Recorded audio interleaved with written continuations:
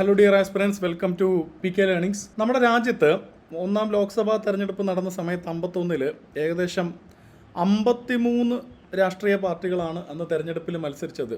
അതിൽ 14 രാഷ്ട്രീയ പാർട്ടികളെ ദേശീയ പാർട്ടികൾ, നാഷണൽ പാർട്ടീസ് ആയിട്ടാണ് കണക്കാക്കിയത്. ഓക്കെ, ദേ വെയർ കൺസിഡേർഡ് എന്നുള്ള വാക്കാണ് ഉപയോഗിച്ചത്. They were considered to be national parties. Okay, 53-ൽ 14 രാഷ്ട്രീയ കക്ഷികളെ നാഷണൽ പാർട്ടീസായിട്ട് കൺസിഡർ ചെയ്തു. കാരണം നമുക്കറിയാം, പിന്നീട് 68-ലാണ് ഇതിനൊരു വ്യക്തമായിട്ടുള്ളൊരു ഒരു ചട്ടക്കൂട് ഉണ്ടാവുന്നത്, ഒരു ഫ്രെയിം വർക്ക് ഉണ്ടാവുന്നത്. 14 രാഷ്ട്രീയ പാർട്ടികൾ ദേശീയ പാർട്ടികളായിരുന്നെങ്കിലും അന്നത്തെ എലക്ഷൻ കഴിഞ്ഞ് റിസൾട്ട് വന്ന സമയത്ത് 4 പാർട്ടികൾക്ക് മാത്രമാണ് ഒഫീഷ്യലി നാഷണൽ പാർട്ടി സ്റ്റാറ്റസ് നൽകാൻ സാധിച്ചത്. കാരണം ബാക്കി അത്ര ദയനീയമായിരുന്നു ബാക്കി പാർട്ടികളുടെ എലക്ഷനിലെ പെർഫോമൻസ് എന്ന് പറയുന്നത്. അപ്പോൾ നമ്മുടെ എലക്ഷൻ പെർഫോമൻസിനെ കുറിച്ച് പറയുമ്പോൾ നമ്മുടെ ഇന്ത്യയിലെ രാഷ്ട്രീയ അല്ലെങ്കിൽ തെരഞ്ഞെടുപ്പ് രീതിയെക്കുറിച്ച് കൂടി നമ്മളൊന്ന് പരാമർശിക്കേണ്ടതായിട്ടുണ്ട്. പ്രത്യേകിച്ച് ഡയറക്റ്റ് എലക്ഷൻ, ലോക്സഭയിലേക്കും നിയമസഭകളിലേക്കും നടക്കുന്ന ഡയറക്റ്റ് എലക്ഷനിൽ FPTP എന്ന് പറയുന്ന ഒരു സിസ്റ്റമാണ് in place. First past the post system എന്ന് പറയുന്ന ഒരു രീതിയാണ് നമ്മൾ അവലംബിക്കുന്നത്. അപ്പോൾ ഇവിടെ നിങ്ങൾ രാഷ്ട്രീയ കക്ഷികളുടെ എവല്യൂഷൻ നോക്കുമ്പം അന്ന് 53 പാർട്ടികൾ, ഇപ്പം റെക്കഗ്നൈസ്ഡും അൺറെക്കഗ്നൈസ്ഡും ആയിട്ടുള്ള രജിസ്റ്റേർഡ് ആയിട്ടുള്ള 53 പാർട്ടികളിൽ നിന്ന് ഇന്ന് ഇന്ത്യയിൽ ഏകദേശം 2500ഓളം കക്ഷികളല്ലേ പാർട്ടികളുണ്ട്. ഓക്കെ, അത് നമ്മുടെ ജനാധിപത്യ സംവിധാനത്തിൽ രാഷ്ട്രീയമായിട്ട് ബന്ധപ്പെട്ട് പൊളിറ്റിക്കൽ പാർട്ടീസിൻ്റെ ഒരു എവല്യൂഷൻ, അല്ലെങ്കിൽ നമ്മുടെ ജനാധിപത്യ സംവിധാനത്തിൻ്റെ ഒരു ബലം സൂചിപ്പിക്കുന്ന ഒരു കാര്യം തന്നെയാണത്. അത്രയും വൈവിധ്യം, അല്ലെങ്കിൽ അത്രയും ഡൈവേഴ്സിറ്റി നമുക്ക് അച്ചീവ് ചെയ്യാൻ സാധിച്ചു എന്നുള്ളത്. ഓക്കെ, അത്രയും ഐഡിയോളജീസ് അവിടെ വന്നു. ഡിഫറെൻറ്റ് ഐഡിയോളജീസ് ആണല്ലോ. 2500 പാർട്ടികൾ റീജിയണലായിട്ടോ അല്ലെങ്കിൽ ദേശീയ തലത്തിലോ ഒക്കെ മൊത്തത്തിൽ, ഇപ്പോൾ കൂടുതലും റീജിയണലായിട്ടുള്ള പാർട്ടീസാണ് ഉണ്ട് എന്ന് വെച്ച് കഴിഞ്ഞാൽ അത്രയും ഡൈവേഴ്സിറ്റി അല്ലെങ്കിൽ വൈവിധ്യം രാഷ്ട്രീയത്തിലുണ്ട്. ഓക്കെ, റെപ്രസെൻറ്റേഷൻ ഉണ്ടെന്നുള്ളതാണ്, പാർട്ടി ടേംസിൽ റെപ്രസെൻറ്റേഷൻ ഉണ്ടെന്നുള്ളതാണ് അത് സൂചിപ്പിക്കുന്നത്. ഓക്കെ, അപ്പോൾ ആ നമ്പേഴ്സ് ഒന്ന് ഓർത്തിരിക്കുക.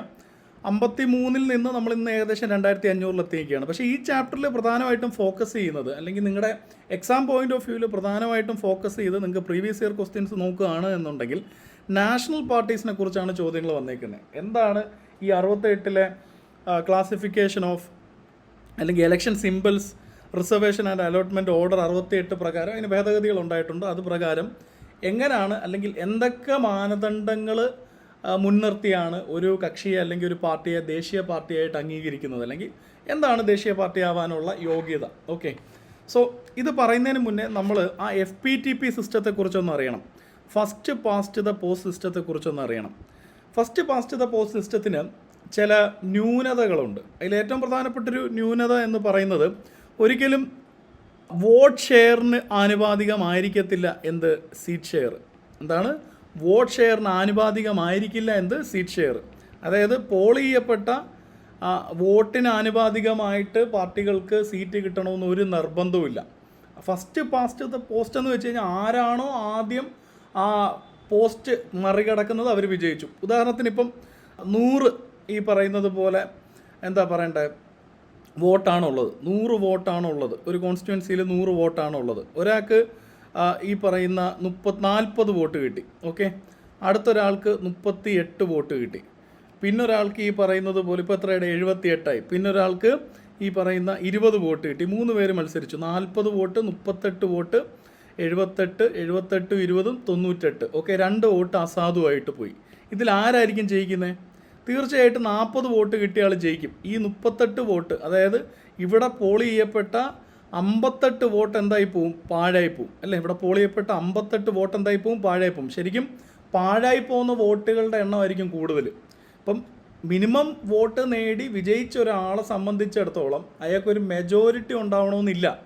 തൊട്ടടുത്ത കക്ഷിയേക്കാളും അല്ലെങ്കിൽ തൊട്ടടുത്ത മത്സരാർത്ഥിയേക്കാളും സ്ഥാനാർത്ഥിയേക്കാളും 1 വോട്ട് അധികം ഉണ്ടെങ്കിലും, ആ കേസിൽ തന്നെ ഇപ്പോൾ 40 വോട്ട് കിട്ടി, ഒരാൾക്ക് 39 വോട്ട് കിട്ടി, ഈ പറയുന്ന മറ്റൊരാൾക്ക് 19 വോട്ട് കിട്ടി, 2 വോട്ട് അസാധുവായിട്ട് പോയി. എന്നാലും ഈ പറയുന്ന 40 വോട്ട് കിട്ടിയ ആൾ ജയിക്കും, 39 വോട്ട് കിട്ടിയ ആൾ പരാജയപ്പെടും. ഈ 39-ൻ്റെ ഒപ്പം ബാക്കി പോൾ ചെയ്യപ്പെട്ട വോട്ടുകൾ 39ഉം 19ഉം 58 വോട്ട് ഇവിടെ എന്തായി പോവുകയാണ്? പാഴായി പോവുകയാണ്. ഇതാണ് ഫസ്റ്റ് പാസ്റ്റ് ദ പോസ്റ്റ് സിസ്റ്റത്തിൻ്റെ ഒരു ന്യൂനത അല്ലെങ്കിൽ പോരായ്മയെന്ന് പറയുന്നത്. ഓക്കെ, ഇത് പലപ്പോഴും രാഷ്ട്രീയ കക്ഷികൾ ഈ ഒരു ന്യൂനത വിദഗ്ധമായിട്ട് ഉപയോഗിച്ചിട്ടുണ്ട് തെരഞ്ഞെടുപ്പുകളിൽ, പൊതു തെരഞ്ഞെടുപ്പുകളിൽ. സംസ്ഥാനങ്ങളിൽ നടക്കുന്ന തെരഞ്ഞെടുപ്പുകളാണെങ്കിലും നിയമസഭയിലേക്കുള്ള തെരഞ്ഞെടുപ്പാണെങ്കിലും പാർലമെൻറ്റ് തിരഞ്ഞെടുപ്പാണെങ്കിലും ഈ ന്യൂനത അവർ പ്രയോജനപ്പെടുത്തിയിട്ടുണ്ട്. ഇപ്പോൾ ഉദാഹരണത്തിന് യു പിയിൽ ഏറ്റവും റീസെൻ്റ് ആയിട്ടൊരു ഇൻസിഡൻറ്റ്, യു പിയിൽ ഈ പറയുന്ന പോലെ Congress party, Samajwadi party, Bahujan Samajwadi party ഇവരെല്ലാവരും ഈ ഒരു ഐക്യമില്ലാതെ, മീൻസ് ഇപ്പോൾ നടന്ന തെരഞ്ഞെടുപ്പല്ല, തൊട്ട് മുമ്പത്തെ തെരഞ്ഞെടുപ്പിൽ എനിക്ക് തോന്നുന്നു ഒന്നാം യോഗി ഗവൺമെൻറ് അധികാരത്തിൽ വന്ന സമയത്ത് Congress, S P, B S P എല്ലാം ഇൻഡിപെൻഡൻ്റ് ആയിട്ട് മത്സരിച്ചു. ആർക്കെതിരെ? ബി ജെ പിക്കെതിരെ. ഓക്കെ, ഇവരെല്ലാവരും ഈ പറയുന്ന കക്ഷികളെല്ലാവരും കോൺഗ്രസ് ആണെങ്കിലും സമാജ്വാദി പാർട്ടി ആണെങ്കിലും ബഹുജൻ സമാജ്വാദി പാർട്ടി ആണെങ്കിലും നമ്മൾ പഠിക്കും, കോൺഗ്രസും ബഹുജൻ സമാജ്വാദി പാർട്ടിയും ഇന്ന് റെക്കഗ്നൈസ്ഡ് ആയിട്ടുള്ള നാഷണൽ പാർട്ടീസാണ്. ഇന്ന് നമുക്ക് 6 നാഷണൽ പാർട്ടീസാണ് ഉള്ളത്. അപ്പോൾ അതിൻ്റെ ഒരു എവല്യൂഷൻ നോക്കുകയാണെങ്കിൽ ഒന്നാം തെരഞ്ഞെടുപ്പിൽ 14 എണ്ണത്തിനെ കൺസിഡർ ചെയ്തിരുന്നു, 14 പേരെ. ഇലക്ഷൻ കഴിഞ്ഞപ്പോൾ അത് 4 ആയിട്ട് കുറഞ്ഞു. അവിടുന്ന് 18ാം ലോക്സഭയിൽ എത്തി നിൽക്കുമ്പോൾ ഇന്ന് 6 നാഷണൽ പാർട്ടീസാണ് നമുക്കുള്ളത്. അതാണ് നമ്മുടെ ചാപ്റ്ററിൻ്റെ കോർ എന്ന് പറയുന്നത്. അപ്പോൾ ബാക്ക് ടു ഡിസ്കഷൻ. അപ്പോൾ കോൺഗ്രസ്, എസ് പി, അതുപോലെ തന്നെ ബി എസ് പി, ഈ പാർട്ടികളെ സംബന്ധിച്ചിടത്തോളം, Congress, S P, B S പിയെ സംബന്ധിച്ചിടത്തോളം ഇവരെല്ലാവരും മുസ്ലിം ഭൂരിപക്ഷം, യു പി മുസ്ലിം ഭൂരിപക്ഷമുള്ള, അല്ലെങ്കിൽ മുസ്ലിം ഭൂരിപക്ഷം ഇല്ലെങ്കിലും മുസ്ലിം ഭൂരിപക്ഷമുള്ള കോൺസ്റ്റിറ്റ്യുവൻസീസ് ഉണ്ട് യു പിയിൽ. ആ കോൺസ്റ്റിറ്റ്യുവൻസീസിലെല്ലാം ഇവർ ഫീൽഡ് ചെയ്തത് മുസ്ലിം കാൻഡിഡേറ്റ്സിനെയാണ്. ഇവരാരെയാണ് ഫീൽഡ് ചെയ്തത്? മുസ്ലിം കാൻഡിഡേറ്റ്സിനെയാണ് ഫീൽഡ് ചെയ്തത്. ബി ജെ പി ഒരൊറ്റ മുസ്ലിം കാൻഡിഡേറ്റിനെ പോലും ഈ പറയുന്ന മുസ്ലിം ഭൂരിപക്ഷ മേഖലകളിൽ പോലും ഫീൽഡ് ചെയ്തിട്ടില്ല. അവർ ഹിന്ദു കാൻഡിഡേറ്റ്സിനെ തന്നെയാണ് എന്ത് ചെയ്തത്? ഫീൽഡ് ചെയ്തത്. ഓക്കെ, പക്ഷെ അവിടെ സംഭവിച്ചത് എന്താണെന്ന് വെച്ച് കഴിഞ്ഞാൽ മുസ്ലിം ഭൂരിപക്ഷ മേഖലകളിൽ പോലും ബി ജെ പി വിജയിച്ച് കയറുകയാണ് ചെയ്തത്. കാരണം എന്താണ്? ഇവിടെ ഈ കോൺഗ്രസിൻ്റെയും എസ് പിയുടെയും ബി എസ് പിയുടെയും മുസ്ലിം സ്ഥാനാർത്ഥികൾക്കിടയിൽ വോട്ടുകൾ എന്ത് ചെയ്തു പോയി? ഭിന്നിച്ചു പോയി. അല്ലെങ്കിൽ വോട്ടുകൾ എന്ത് ചെയ്തു പോയി? ഷെയർ ചെയ്തു പോയി. ബാക്കി ശേഷിക്കുന്ന വോട്ടുകൾ കൊണ്ട് മുസ്ലിം ഭൂരിപക്ഷ മേഖലയിലാണെങ്കിൽ പോലും അവിടുത്തെ ബാക്കി ശേഷിക്കുന്ന നിഷ്പക്ഷ വോട്ട് കൊണ്ടും ഹിന്ദു വോട്ട് കൊണ്ടും ആര് ജയിക്കുന്ന സ്ഥിതി ഉണ്ടായി? ബി ജെ പി ജയിച്ച് കയറുന്ന സ്ഥിതി ഉണ്ടായി. മനസ്സിലായോ? സമാനമായിട്ടുള്ള രീതി 70കളിൽ ഈ പറയുന്ന പോലെ കോൺഗ്രസിൻ്റെ കേസിലുമുണ്ട്. അതായത് ഞാൻ ഒരു ഉദാഹരണം പറയുകയാണെങ്കിൽ, ഒരു രാഷ്ട്രീയ പാർട്ടിക്ക് അവിടെ ആ സംസ്ഥാനത്ത് പോൾ ചെയ്യപ്പെട്ട തെരഞ്ഞെടുപ്പിൽ 35% വോട്ട് ഷെയർ ഉണ്ട്. എന്താണ്? 35% വോട്ട് ഷെയർ ഉണ്ട്. ആ 35% വോട്ട് ഷെയർ വെച്ചിട്ട് അവർ 60%-ലധികം സീറ്റ് സ്വന്തമാക്കി. 60%-ലധികം സീറ്റ് ഇപ്പം ഇങ്ങനെ സ്വന്തമാക്കി. എന്നാൽ തൊട്ട് പിന്നിൽ 34% വോട്ട് നേടിയ കക്ഷിക്ക് അവിടെ 10%-ൽ താഴെ സീറ്റ് മാത്രമേ നേടാൻ സാധിച്ചുള്ളൂ. അസംബ്ലിയിൽ 10%-ൽ താഴെ മാത്രമേ. അപ്പോൾ വോട്ട് ഷെയർ നോക്ക്. വോട്ട് ഷെയർ എന്ന് പറയുന്നത് 2 പാർട്ടിക്കും കട്ടയ്ക്കുണ്ട്. 2 പാർട്ടിക്കും പോൾ ചെയ്യപ്പെട്ടതിൽ 35%-വും 34% വീതമുണ്ട്. പക്ഷേ കിട്ടിയ സീറ്റുകളുടെ എണ്ണം നോക്കുമ്പോൾ ഒരു കക്ഷിക്ക് 60% സീറ്റ് നേടി ഭരണം പിടിക്കാൻ സാധിച്ചപ്പോൾ മറ്റൊരു കക്ഷിക്ക് 10% സീറ്റിൽ ഒരു പക്ഷേ പ്രതിപക്ഷമായിട്ട് പോലും ഇരിക്കാൻ പറ്റാത്ത അവസ്ഥയാണ്. സോ ഇങ്ങനൊരു പ്രശ്നം എന്തിനുണ്ട്? FPTPക്കുണ്ട്, ഫസ്റ്റ് പാസ്റ്റ് ദ പോസ്റ്റ് സിസ്റ്റത്തിനുണ്ട്. ഇത് മറികടക്കുന്ന ഒരു ഇലക്ഷൻ രീതിയാണെന്ത്? പ്രൊപ്പോർഷണൽ റെപ്രസെൻറ്റേഷൻ എന്ന് വെച്ച് കഴിഞ്ഞാൽ ആനുപാതിക പ്രാതിനിധ്യം എന്ന് നമ്മൾ പറയും. എന്താണ്? പ്രൊപ്പോർഷണൽ റെപ്രസെൻറ്റേഷൻ അല്ലെങ്കിൽ ആനുപാതിക പ്രാതിനിധ്യം. ഇത് പക്ഷേ ഇന്ത്യയിൽ ഡയറക്റ്റ് ഇലക്ഷനിലില്ല. എന്നാൽ ഇസ്രായേൽ പോലത്തെ രാജ്യങ്ങളിൽ പ്രൊപ്പോർഷണൽ റെപ്രസെൻറ്റേഷൻ ഉപയോഗിച്ചുകൊണ്ടാണെന്ത് ഈവൻ ഡയറക്റ്റ് ഇലക്ഷൻ പോലും നടക്കുന്നത്. പ്രൊപ്പോർഷണൽ റെപ്രസെൻറ്റേഷൻ്റെ സിമ്പിൾ ലോജിക് എന്ന് വെച്ച് കഴിഞ്ഞാൽ വോട്ട് ഷെയറിന് ആനുപാതികമായിട്ട് എന്ത് കിട്ടും? സീറ്റ് കിട്ടും. 35% സീറ്റ് കിട്ടിയ ഒരു കക്ഷിക്ക് 35% സീറ്റ് കിട്ടും. ഇപ്പോൾ 100 സീറ്റുള്ള ഒരു അസംബ്ലി ആണെന്നുണ്ടെങ്കിൽ 35% സീറ്റ് കിട്ടിയ ആൾക്ക് 35 സീറ്റ് അവിടെ കാണും. ഓക്കെ, 20% കിട്ടിയ ആൾക്ക് എന്താണ്? 20 സീറ്റ് അവിടെ കാണും. ഓക്കെ, സോ ഇതാണ് പ്രൊപ്പോർഷണൽ റെപ്രസെൻറ്റേഷൻ. നമുക്ക് അൺഫോർച്ചുനേറ്റ്ലി നമ്മുടെ ഡയറക്റ്റ് ഇലക്ഷനിൽ പ്രൊപ്പോർഷണൽ റെപ്രസെൻറ്റേഷൻ പ്രയോഗത്തിലില്ല. ഇന്ത്യയിൽ പക്ഷേ പ്രൊപ്പോർഷണൽ റെപ്രസെൻറ്റേഷൻ ഉണ്ട്. ഇൻഡയറക്റ്റ് ഇലക്ഷനിൽ രാജ്യസഭയിലേക്കും പ്രസിഡൻറ്റിനെ തിരഞ്ഞെടുക്കുന്ന വേളയിലും ഒക്കെ എന്തുണ്ട്? പ്രൊപ്പോർഷണൽ റെപ്രസെൻറ്റേഷനാണ്. അതിൽ തന്നെ അതിൻ്റെ ഒരു ഇത്തിരി ഡിഫിക്കൽട്ടായിട്ടുള്ള സിംഗിൾ ട്രാൻസ്ഫറബിൾ വോട്ട് എന്ന് പറയുന്ന ഒരു രീതിയാണ് അവിടെ ഉപയോഗിക്കുന്നത്. Okay, STV, single transferable vote എന്ന് പറയുന്ന ഒരു രീതിയാണ് ഉപയോഗിക്കുന്നത്. Okay, so election commission of India ആണ് പൊളിറ്റിക്കൽ പാർട്ടീസിനെ റെക്കഗ്നൈസ് ചെയ്യുന്നത്. ഓക്കെ, പൊളിറ്റിക്കൽ പാർട്ടീസിനെ 3 തരത്തിൽ റെക്കഗ്നൈസ് ചെയ്യപ്പെടാറുണ്ട്. ദേശീയ പാർട്ടി, സംസ്ഥാന പാർട്ടി, രജിസ്റ്റേർഡ് ആണ് പക്ഷേ അൺറെക്കഗ്നൈസ്ഡ് പാർട്ടി. സോ ഈ ദേശീയ പാർട്ടിക്ക് നമ്മൾ പഠിക്കും, ദേശീയ പാർട്ടിയായിട്ടിരിക്കുന്നത് വഴി കുറേ പ്രിവിലേജസ് ഉണ്ട്. അതുപോലെ തന്നെ സംസ്ഥാന പാർട്ടി ആണെങ്കിൽ കുറേ പ്രിവിലേജസ് ഉണ്ട്. അപ്പം നമുക്ക് ഓരോന്നായിട്ട് നോക്കാം. അപ്പം ഇലക്ഷൻ കമ്മീഷനാണെന്ത്? നമ്മുടെ പൊളിറ്റിക്കൽ പാർട്ടീസുമായിട്ട് ബന്ധപ്പെട്ട അഫയേഴ്സ് എല്ലാം റെഗുലേറ്റ് ചെയ്യുന്ന ഓട്ടോണോമസ് ആയിട്ടുള്ള ആ ഏജൻസി എന്ന് പറയുന്നത് ഇലക്ഷൻ കമ്മീഷനാണ്. അങ്ങനെയാണെങ്കിൽ നമുക്കൊരു പ്രീവിയസ് ഇയർ ക്വസ്റ്റ്യൻ സോൾവ് ചെയ്യാം ഇവിടെ. Who gives recognition to political parties in India? Degree പ്രിലിംസിൽ ചോദിച്ചതാണ്. Question category number 116/22. Who gives recognition to the political parties in India? ഏതാണ്, ആരാണ് ആൻസർ? ഏത് വരും? ആൻസർ ചെന്നൈയാണ് അല്ലേ. Election commission of India. ആരാണ്? Election commission of India. Election commission of India. Who gives recognition to political parties in India? Election commission of India. അപ്പോൾ നമുക്ക് എന്താണ് അതെന്നുള്ളത് വിശദമായിട്ടൊന്ന് നോക്കാം. ഈ ഒരു പോയിന്റ് ഓർക്കുക. കാരണം ഞാൻ പറഞ്ഞു, ഒന്നാമത്തെ ലോക്സഭയിലേക്ക് നടന്ന തെരഞ്ഞെടുപ്പിൽ 53 കക്ഷികൾ മത്സരിച്ചെങ്കിലും അതിൽ 14 എണ്ണം വേർ കൺസിഡേർഡ് ടു ബി എന്നാണ് പറഞ്ഞത്. എന്ന് വെച്ച് കഴിഞ്ഞാൽ നിയതമായിട്ടുള്ളൊരു ചട്ടക്കൂട് ദേശീയ പാർട്ടിയെ മനസ്സിലാക്കുന്നതിന് അന്ന് ഇലക്ഷൻ കമ്മീഷൻ്റെ കയ്യിലില്ല. അന്ന് ഇലക്ഷൻ കമ്മീഷൻ എടുത്ത എഫേർട്സ് എന്ന് പറഞ്ഞു കഴിഞ്ഞാൽ വളരെ ടയറിങ് ആൻഡ് കമ്പർസം ആയിട്ടുള്ളൊരു എഫേർട്ടാണ് ഇലക്ഷൻ കമ്മീഷൻ അന്ന് കൈക്കൊണ്ടത്. കാരണം ഇന്ത്യ പോലൊരു രാജ്യത്ത് പൊതു തെരഞ്ഞെടുപ്പ് ഈ ഡയറക്റ്റ് ഇലക്ഷൻ രീതിയിൽ നടന്നാൽ അതൊരു ഫെയിലർ ആയിരിക്കും എന്നാണ് പല ഏജൻസീസും, ഇൻ്റർനാഷണൽ ഏജൻസീസും ഈ പറയുന്ന പോലെ വാർത്താ ഏജൻസീസും ഒക്കെ അന്ന് കണക്കാക്കിയിരുന്നത്. അവരെ എല്ലാം അത്ഭുതപ്പെടുത്തിക്കൊണ്ടാണ് നിങ്ങൾ NCERT-യിൽ പഠിക്കും. ഈ ഇലക്ഷൻ കമ്മീഷൻ ഓഫ് ഇന്ത്യ വളരെ സക്സസ്ഫുള്ളായിട്ട് എന്ത് ചെയ്തു? ഈ ഇലക്ഷൻ നടത്തി ഒന്നാമത്തെ നമ്മുടെ സർക്കാർ അധികാരത്തിൽ വന്നു.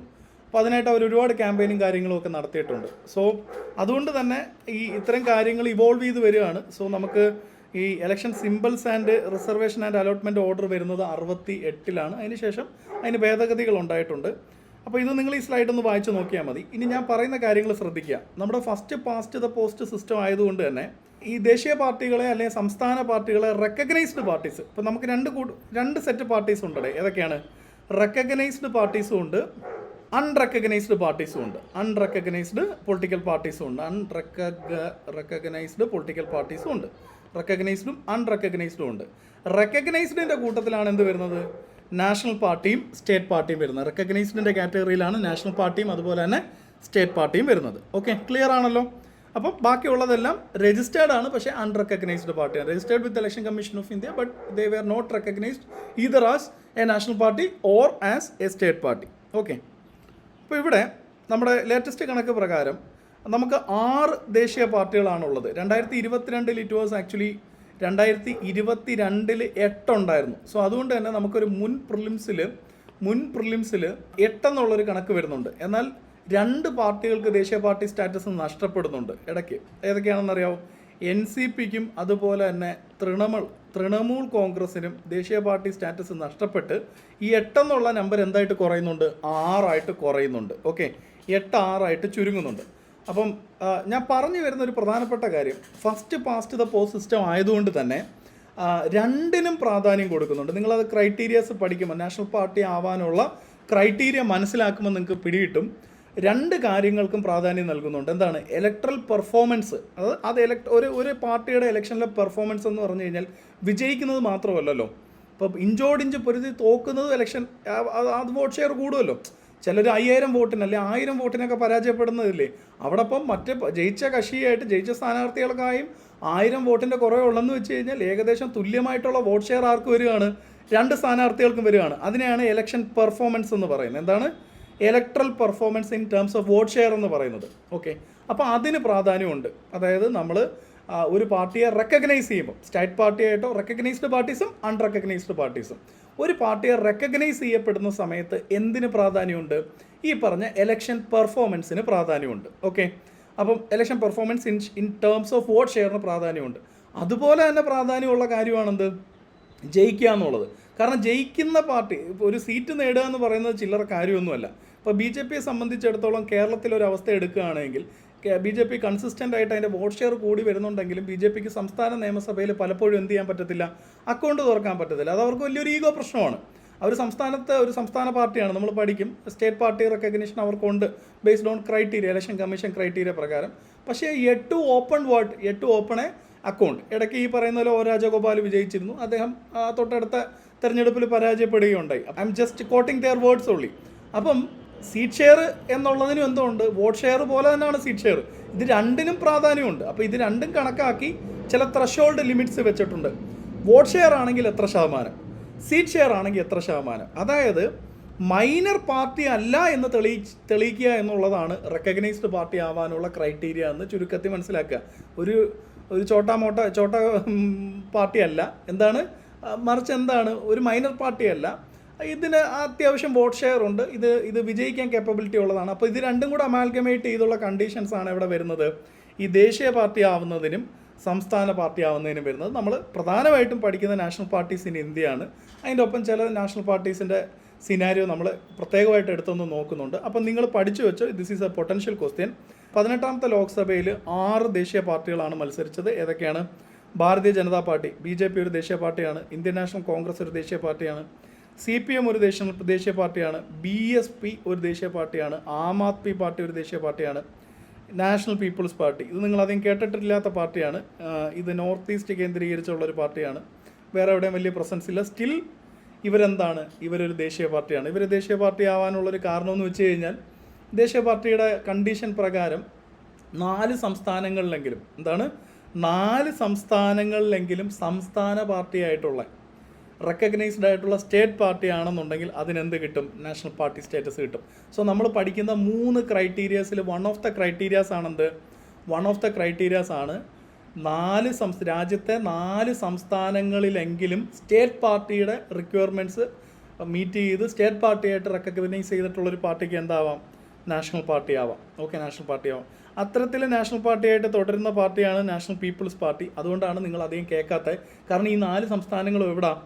നമ്മുടെ ഒരു പബ്ലിക്, സാധാരണ ന്യൂസ് മേക്ക് ചെയ്യുന്ന ഹിന്ദി ബെൽറ്റിലോ അല്ലെങ്കിൽ ദ്രാവിഡിയൻ സ്റ്റേറ്റ്സിലോ ഒന്നുമല്ല, അത് നോർത്ത് ഈസ്റ്റിൽ വരുന്നതാണ്. സോ ഇതൊരു എക്സെപ്ഷനായിട്ട് ഓർത്തിരുന്നോ ഈ പാർട്ടി. ഇനി ഇതേ കണ്ടീഷനിൽ നാഷണൽ പാർട്ടിയായിട്ട് തുടരുന്ന പാർട്ടി തന്നെയാണ് ഇപ്പോൾ നിലവിൽ ആം ആദ്മി പാർട്ടി എന്നുള്ളത്. ഗുജറാത്ത്, പഞ്ചാബ്, രാജസ്ഥാൻ, അതുപോലെ തന്നെ ഡൽഹിയിൽ ദേശീയ പാർട്ടിയാണ്. ഇപ്പോൾ ഡൽഹിയിൽ പരാജയപ്പെട്ടെങ്കിലും നല്ല വോട്ട് ഷെയർ ഉണ്ട്. സീറ്റ് ഷെയർ കുറഞ്ഞെങ്കിലും ഭരണം പോയെങ്കിലും വോട്ട് ഷെയർ ഉള്ളത് കൊണ്ട് തന്നെ ഡൽഹിയിൽ അതെന്താണ്? സ്റ്റേറ്റ് പാർട്ടിയാണ്. രാജസ്ഥാനിലും ഗുജറാത്തിലും അതുപോലെ തന്നെ മറ്റൊരു സംസ്ഥാനത്തും ഇത് ദേശീയ പാർട്ടി, സ്റ്റേറ്റ് പാർട്ടിയാണ്. സോ അങ്ങനെ ആം ആദ്മി പാർട്ടിയും ഇതേ കണ്ടീഷനിൽ തുടരുകയാണ്. നമുക്കത് കണ്ടീഷൻ പഠിക്കുന്ന കൂട്ടത്തിൽ പറയാം. അപ്പോൾ നമ്മൾ അറിയേണ്ട എന്താണ്? As A matter of fact വളരെ ഡൈനാമിക്കായിട്ട് കറണ്ട് അഫെയർ ആയിട്ട് ഓർത്തിരിക്കേണ്ട ഒരു പോയിൻ്റാണ്. പാർട്ടികൾ 2018 ഇലക്ഷൻ പ്രകാരം ദേശീയ പാർട്ടി സ്റ്റാറ്റസ് നിലനിർത്തിയിട്ടുണ്ട്. നേരത്തെ അത് 8 ആയിരുന്നു. മീൻസ് അതിന് തൊട്ട് മുമ്പത്തെ റിവ്യൂ സമയത്ത് 8 ആയിരുന്നു. 8ൽ നിന്ന് അത് ഇറങ്ങി 6 ആയി. ഓക്കെ, 8ൽ നിന്ന് അത് ഇറങ്ങി 6 ആയി എന്നുള്ളതാണ്. ഇനി ഒരു പോയിന്റ്, ഒരു ഹിൻഡ് തരാം. BSP പറയുമ്പോൾ എപ്പോഴും ഉത്തർപ്രദേശിൽ അതിനൊപ്പം വരുന്നതാണെന്ത്? സമാജ്വാദി പാർട്ടി, മുലായം സിംഗിൻ്റെ സമാജ്വാദി പാർട്ടി. ഇന്ന് അദ്ദേഹത്തിൻ്റെ മകനാണ് അത് ലീഡ് ചെയ്യുന്നത്. അപ്പോൾ സമാജ്വാദി പാർട്ടി BSP എന്ന് പറഞ്ഞെടുക്കുമ്പം BSP നാഷണൽ പാർട്ടി ആയി കഴിഞ്ഞു. BSP ഇപ്പോഴും നാഷണൽ പാർട്ടിയായിട്ട് തുടരുകയാണ്. നിങ്ങൾ സമാജ്വാദി പാർട്ടി എന്നുള്ളത് ഏതെങ്കിലും ഒരു എക്സാമ്പിളിൽ നാഷണൽ പാർട്ടി എന്ന് കണ്ടു കഴിഞ്ഞാൽ അപ്പോൾ എലിമിനേറ്റ് ചെയ്തോണം. കാരണം നാളിതുവരെ സമാജ്വാദി പാർട്ടിക്ക് എന്ത് ചെയ്യാൻ പറ്റിയിട്ടില്ല? നാഷണൽ പാർട്ടി ആവാൻ സാധിച്ചിട്ടില്ല. It's A state party. Samajwadi പാർട്ടിക്ക് എന്താവാൻ പറ്റിയിട്ടില്ല? നാഷണൽ പാർട്ടി ആവാൻ പറ്റിയിട്ടില്ല. ഈവൻ ദോ വളരെ പ്രോമിനൻ്റ് ആയിട്ടുള്ള ലീഡേഴ്സ് സമാജ്വാദി പാർട്ടിയിൽ നിന്നുണ്ടെങ്കിൽ പോലും സമാജ്വാദി പാർട്ടി എന്തായിട്ടില്ല? ദേശീയ പാർട്ടി ആയിട്ടില്ല. സോ ഈ 2 ഇൻഫർമേഷൻ നിങ്ങൾക്ക് ഉണ്ടെന്നുണ്ടെങ്കിൽ നമുക്ക് അടുത്തൊരു ക്വസ്റ്റ്യൻ സോൾവ് ചെയ്യാം. അപ്പോൾ ക്വസ്റ്റ്യനിലൂടെ നമുക്ക് സോൾവ് ചെയ്ത് പോകുന്നത് ഇറ്റ് ഈസ് ഫൈൻ. ഓക്കെ, ശ്രദ്ധിച്ചേ. ഇപ്പോൾ ഈ ക്വസ്റ്റ്യൻ നിങ്ങൾക്ക് കറക്റ്റ് ആൻസർ എടുക്കാൻ പറ്റത്തില്ല. പക്ഷേ കാരണം എന്ന് വെച്ച് കഴിഞ്ഞാൽ നിങ്ങൾക്കത് വായിക്കുമ്പോൾ തന്നെ മനസ്സിലാവും. നോക്കൂ, എന്താണ് ചോദ്യം? 2023 പ്രിലിംസിലുള്ള ചോദ്യമാണ്. കാരണം 2024 റിവ്യൂ നടന്നപ്പോഴാണ് 8 എന്നുള്ളത് 6 ആയിട്ട് മാറിയത്. 2022 റിവ്യൂ വെച്ചിട്ട് നമുക്ക് ആ സമയത്ത് 8 നാഷണൽ പാർട്ടീസ് ഉണ്ടായിരുന്നു. സോ ഇത് സമയത്ത് ഇത് ശരിയായിട്ടുള്ള സ്റ്റേറ്റ്മെൻ്റ് ആണ്. ഓക്കെ, ഇനി ഇതിൽ എലിമിനേറ്റ് ചെയ്യാൻ പറ്റുന്ന ഓപ്ഷൻ ഏതാണ്? Samajwadi party is A national party. So അങ്ങനെ ആണെന്നുണ്ടെങ്കിൽ 3 വരുന്ന ഓപ്ഷൻ എല്ലാം നിങ്ങൾക്ക് എന്ത് ചെയ്യാം? എലിമിനേറ്റ് ചെയ്യാം. 3 വരുന്ന ഓപ്ഷൻ എന്ന് പറയുമ്പോൾ ഏതൊക്കെ എലിമിനേറ്റ് ആവും? B എലിമിനേറ്റ് ആവും, അതുപോലെ തന്നെ CU എലിമിനേറ്റ് ആവും. ഓക്കെ, B എലിമിനേറ്റ് ആവും, C എലിമിനേറ്റ് ആവും. പിന്നെ നമ്മളിപ്പോൾ കണ്ടതാണ് നാഷണൽ പീപ്പിൾസ് പാർട്ടി എന്നുള്ളത് എന്താണ്? ഇനി A അല്ലെങ്കിൽ D ആണ്. Aയും Dയും തമ്മിലുള്ള വ്യത്യാസം 4th സ്റ്റേറ്റ്മെൻ്റ് ആണ് അല്ലേ? Aയും Dയും തമ്മിലുള്ള വ്യത്യാസം 4th സ്റ്റേറ്റ്മെൻ്റ് ആണ്. അപ്പം Aയും Dയും തമ്മിലുള്ള വ്യത്യാസം 4th സ്റ്റേറ്റ്മെൻ്റ് ആണെങ്കിൽ 4th സ്റ്റേറ്റ്മെൻറ്റ് ശരിയാണോ നോക്കിയാൽ മതി. 4th സ്റ്റേറ്റ്മെൻറ്റ് ശരിയാണ്. നാഷണൽ പീപ്പിൾസ് പാർട്ടി എന്താണ്? അന്നത്തെ 8 പൊളിറ്റിക്കൽ പാർട്ടീസിൽ ഇന്നത്തെ 6 പൊളിറ്റിക്കൽ പാർട്ടീസിൽ നാഷണൽ പാർട്ടിയായിട്ട് റെക്കഗ്നൈസ് ചെയ്യപ്പെട്ടിട്ടുള്ള നോർത്ത് ഈസ്റ്റിൽ നിന്നുള്ളൊരു പാർട്ടിയാണത് national people's party. So A eliminate ചെയ്യാം. ആൻസർ D ആണ്. നിങ്ങളുടെ ഒഫീഷ്യൽ കീ പ്രകാരം D ആണ്. ഇന്ന് ഈ ക്വസ്റ്റ്യൻ വാലിഡ് അല്ല. കാരണം എന്താണ്? കാരണം 2 and 4 എന്നൊരു ഓപ്ഷൻ നമുക്കില്ല. ഇതിൽ ഓട്ടോമാറ്റിക്കലി നിങ്ങൾക്ക് ഒരു കണ്ടീഷൻ പഠിക്കാൻ കിട്ടി. 6% vote polled in 4 states plus 4 members in Lok Sabha എന്നുള്ളത് ശരിയാണെന്ന് നിങ്ങൾക്ക് മനസ്സിലായി. ഓക്കെ, അതവിടെ നിന്നോട്ടെ, നമ്മൾ സെപ്പറേറ്റ് ആയിട്ട് പഠിക്കും. അപ്പം ഇന്ന് ഇതെന്തുകൊണ്ടാണ് തെറ്റുന്നത്? ഇന്ന് 8 നാഷണൽ പാർട്ടീസ് ഇല്ല, ഇന്ന് 6 നാഷണൽ പാർട്ടീസേ ഉള്ളൂ. സോ അപ്ഡേറ്റ് ചെയ്യേണ്ട ഒരു ചാപ്റ്ററാണ് വരുന്ന പ്രിലിംസുകളിൽ എഴുതുന്ന ആൾക്കാരെ സംബന്ധിച്ചിടത്തോളം സദാ അപ്ഡേറ്റ് ചെയ്യേണ്ട ഒരു ചാപ്റ്ററാണെന്ത്. ഇനി അടുത്ത റിവ്യൂ സ്റ്റേറ്റ് ഇലക്ഷനുമായിട്ട് ബന്ധപ്പെട്ട ഉടനെ ഇലക്ഷൻ കമ്മീഷൻ റിവ്യൂ ചെയ്യും. ആ സമയത്ത് മാറ്റം ഉണ്ടാകും. പക്ഷേ എല്ലാവരും ഡൗട്ട് അടിക്കുന്ന ആം ആദ്മിക്ക് ദേശീയ പാർട്ടി സ്റ്റാറ്റസ് പോകുമെന്നുള്ളത് പോകത്തില്ല. കാരണം എന്താണ്? അവർക്കും ഈ നാഷണൽ പീപ്പിൾസ് പാർട്ടിയെ പോലെ എന്തോ ഉണ്ട്, 4 സംസ്ഥാനങ്ങളിൽ സംസ്ഥാന പാർട്ടി സ്റ്റാറ്റസ് ഉള്ളതുകൊണ്ട് അവർക്ക് പോകത്തില്ല. സോ ബട്ട് സ്റ്റിൽ ഫർദർ ഇലക്ഷനിൽ, സ്റ്റേറ്റ് ഇലക്ഷനിൽ അവരുടെ പെർഫോമൻസ് മോശമാണെങ്കിൽ എന്ത് പോവും? കാരണം ആ 4 സംസ്ഥാനങ്ങളിലെ സംസ്ഥാന പാർട്ടിയിൽ നിന്നുള്ള പദവി ഏതെങ്കിലും ഒരു സംസ്ഥാനത്ത് നഷ്ടപ്പെട്ടാൽ അടുത്ത വരാൻ പോകുന്ന നിയമസഭാ തെരഞ്ഞെടുപ്പുകളിൽ നഷ്ടപ്പെട്ട ആം ആദ്മിക്ക് ഇപ്പോൾ 4 ഉള്ളൂ കറക്റ്റായിട്ട്, 5 ഇല്ല, മിനിമം 4 പറയുന്നത്. 4 ഏതെങ്കിലും ഒരു സംസ്ഥാനം പോയി കഴിഞ്ഞാൽ അവർക്ക് എന്ത് നഷ്ടപ്പെടും? ദേശീയ പാർട്ടി സ്റ്റാറ്റസ് നഷ്ടപ്പെടും. ഓക്കെ, അപ്പോൾ നിങ്ങൾക്ക് ഈ ചാപ്റ്ററിൻ്റെ ഭാഷ പിടികിട്ടുന്നുണ്ടോ? ഈ ചാപ്റ്ററിൻ്റെ ഒരു ഐഡിയ എന്താണെന്ന് നിങ്ങൾക്ക് മനസ്സിലായി വരുന്നുണ്ടോ? സോ അങ്ങനെയാണെങ്കിൽ നമുക്ക് നേരെ ബാക്കി ടോപ്പിക്കിലോട്ട് പോകാം. അപ്പോൾ എങ്ങനെയാണ് ഒരു പാർട്ടിക്ക് നാഷണൽ സ്റ്റാറ്റസ് റീറ്റെയിൻ ചെയ്യാൻ സാധിക്കുക? ഞാൻ പറഞ്ഞു ഇലക്ഷനിലെ പെർഫോമൻസ് ആണ്. ഇലക്ഷനിലെ പെർഫോമൻസ് എന്ന് പറയുമ്പം അതൊരു മൈനർ പാർട്ടി എല്ലാം തെളിയിക്കണം. അത് ഫസ്റ്റ് പോസ്റ്റ് സിസ്റ്റത്തിൽ സീറ്റ് കൊണ്ട് മാത്രമല്ല അത് തെളിയിക്കാൻ സാധിക്കുന്നത്. എന്തുകൊണ്ടും സാധിക്കും, വോട്ട് ഷെയർ കൊണ്ടും സാധിക്കും. അപ്പോൾ 3 കണ്ടീഷൻസ് ആണ് പ്രധാനമായിട്ട് അറിഞ്ഞിരിക്കേണ്ടത്. ലോക്സഭ അതുപോലെ തന്നെ അസംബ്ലി, നിയമസഭാ തെരഞ്ഞെടുപ്പുകളിൽ at least 6% vote, valid vote, poll ചെയ്യപ്പെട്ട വാലിഡായിട്ടുള്ള വോട്ടിൽ 6%. 6% വോട്ട് കിട്ടുക എന്ന് പറഞ്ഞാൽ ചില്ലറ കാര്യമൊന്നുമല്ല. മനസ്സിലായോ? 6% വോട്ട് മിനിമം പോൾ ചെയ്യപ്പെടുക എന്ന് പറയുന്നത് it's A huge thing. So ഈ കണ്ടീഷൻ വെച്ച് തന്നെ ഇതൊരു മൈനർ പാർട്ടി അല്ല എന്ന് എന്ത് ചെയ്യും? മൈനർ പാർട്ടികളെല്ലാം 6% ത്രഷോൾഡ് വെച്ച് എന്ത് ചെയ്യാം? 6% ത്രഷോൾഡ് വെച്ചിട്ട് എന്തിനെ എലിമിനേറ്റ് ചെയ്യാം? മൈനർ പാർട്ടീസിനെ എല്ലാം എലിമിനേറ്റ് ചെയ്യാം. 6% ത്രഷോൾഡ് ഉപയോഗിച്ചുകൊണ്ട് എന്ത് ചെയ്യാം? മൈനർ പാർട്ടീസിനെ എല്ലാം എലിമിനേറ്റ് ചെയ്യാം. ആൻഡ് ഇൻ 4 സംസ്ഥാനങ്ങളിൽ 6% എന്ത് കിട്ടുക? വോട്ട് നേടുക. ഓക്കെ, വോട്ട് നേടുക. അല്ലെങ്കിൽ എവിടെയാണ്? ലോക്സഭയിലോ സ്റ്റേറ്റ് അസംബ്ലിയിലോ. And at least 4 Lok Sabha seat. Okay, അതായത് 543 സീറ്റുകളുള്ളതിൽ, ഇന്ത്യയിൽ മൊത്തം 543 സീറ്റുകളുള്ളതിൽ കേവലം ഒരു 4 മിനിമം സീറ്റ് നേടിയാൽ മതി. എവിടുന്നെങ്കിലും, ഏതെങ്കിലും ഇത്ര നമ്പർ ഓഫ് സ്റ്റേറ്റ്സ് എന്ന് പറയുന്നില്ല, ഇന്ത്യയിൽ മൊത്തത്തിൽ 4 സീറ്റും 6% വോട്ട് ഷെയർ ഉണ്ടെങ്കിലും. അപ്പോൾ ഇവിടെ ഏതിനാടെ പ്രാധാന്യം കൊടുത്തിരിക്കുന്നത്? 4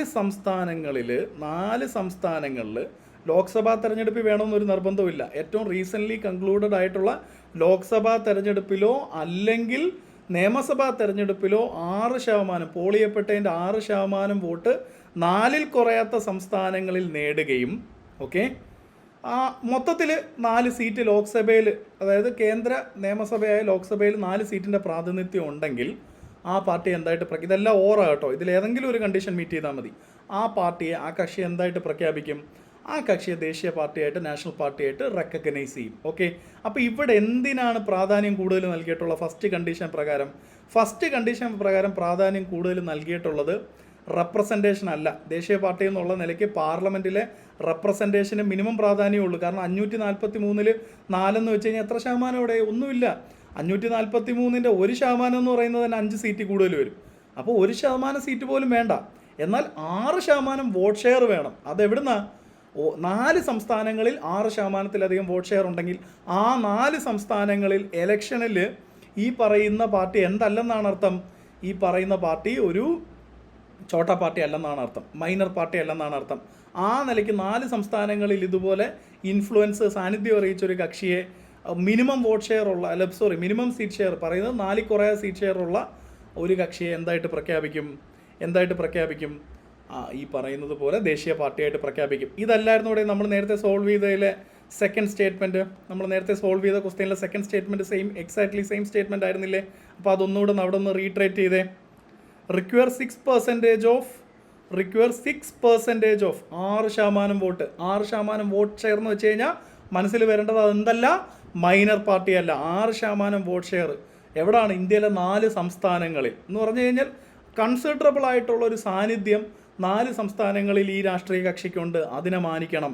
പ്ലസ് മിനിമം 4 മെമ്പേഴ്സ് ഇൻ ലോക്സഭയിൽ 4 കുറയാതെ, ഇപ്പോൾ മിനിമം 4 മതി. 543 നിലവിലുള്ള കണ്ടീഷനിൽ 4 വെച്ച് കഴിഞ്ഞാൽ 6% വോട്ട് ഷെയർ ഉള്ളൊരു കക്ഷിക്ക് അത് അച്ചീവബിൾ ആണ്. അതില്ലെങ്കിൽ അത് പോകും. 6% വോട്ട് ഷെയർ 4 സംസ്ഥാനങ്ങളിലുണ്ടെങ്കിലും 4 സീറ്റ് ലോക്സഭയിൽ ഇല്ലെങ്കിൽ എന്ത് കിട്ടത്തില്ല? മറ്റ് കണ്ടീഷൻസ്, ബാക്കി 2 കണ്ടീഷൻസിൽ ഏതെങ്കിലും സാറ്റിസ്ഫൈഡ് അല്ലെങ്കിൽ നാഷണൽ, ഇതിൽ ഏതെങ്കിലും ഒരു കണ്ടീഷൻ സാറ്റിസ്ഫൈഡ് ആയാൽ മതി. 1, 2, 3 ഉണ്ട്. 1 or 2 or 3 ആണ്.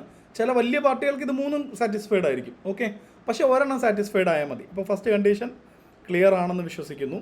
അപ്പോൾ അതുമായിട്ട് ബന്ധപ്പെട്ട് നമുക്കൊരു ഉദാഹരണം കാണാം.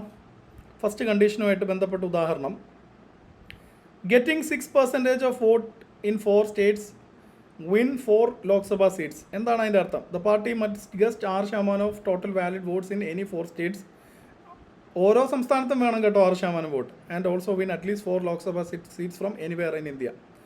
ഉദാഹരണത്തിന് ഒരു കക്ഷിക്ക് കർണാടകയിലും തമിഴ്നാട്ടിലും ഒഡീഷയിലും ആസാമിലും ലാസ്റ്റ് കൺക്ലൂഡ് ചെയ്ത ലോക്സഭ അല്ലെങ്കിൽ നിയമസഭാ തെരഞ്ഞെടുപ്പിൽ 6% വോട്ടിൻ്റെ 6% വോട്ട് ഷെയർ കിട്ടിയിട്ടുണ്ട്. ഓക്കെ, അപ്പോൾ ഫസ്റ്റ് കണ്ടീഷൻ സാറ്റിസ്ഫൈഡ് ആയി. ഇനി അതുപോലെ തന്നെ ഇന്ത്യയിലെ വിവിധ സംസ്ഥാനങ്ങളിൽ നിന്ന് ആ കക്ഷിക്ക് 4 ലോക്സഭാ സീറ്റും ഉണ്ട്. അപ്പോൾ സെക്കൻഡ് കണ്ടീഷനും സാറ്റിസ്ഫൈഡ് ആയി. അത്തരത്തിലൊരു കക്ഷി എന്തായിട്ട് പ്രഖ്യാപിക്കും? നാഷണൽ പാർട്ടിയായിട്ട് ഇലക്ഷൻ കമ്മീഷൻ റെക്കഗ്നൈസ് ചെയ്യും. ഓക്കെ, ത്രഷോൾഡാണ് ഇതെല്ലാം. It's all about threshold. 6% threshold, 4 seat threshold. Okay, 2 threshold ഉണ്ട്. അപ്പോൾ ഒന്നാം കണ്ടീഷനിൽ ഏതിൻ്റെയൊക്കെ ത്രഷോൾഡ് ഉണ്ട്? ഇലക്ഷൻ പെർഫോമൻസ് എടുക്കുകയാണെങ്കിൽ 2 ത്രഷോൾഡ് അവിടെ വരുന്നുണ്ട്. ഓക്കെ, 2 ത്രഷോൾഡിൽ ഏറ്റവും വെയിറ്റേജ് കൂടിയ ത്രഷോൾഡ് എന്താണ്? 6% vote share. 6% vote share in 4 States. ഇതാണ് ഏറ്റവും വെയിറ്റേജ് കൂടിയത്, അല്ലെങ്കിൽ ഡിഫിക്കൽട്ട് ആയിട്ടുള്ളത്. ഓക്കെ, വെയിറ്റേജ് കൂടിയ അല്ലെങ്കിൽ ഡിഫിക്കൽട്ട് ആയിട്ടുള്ള ത്രഷോൾഡ് അച്ചീവ് ചെയ്യാനുള്ള ഏതാണ്?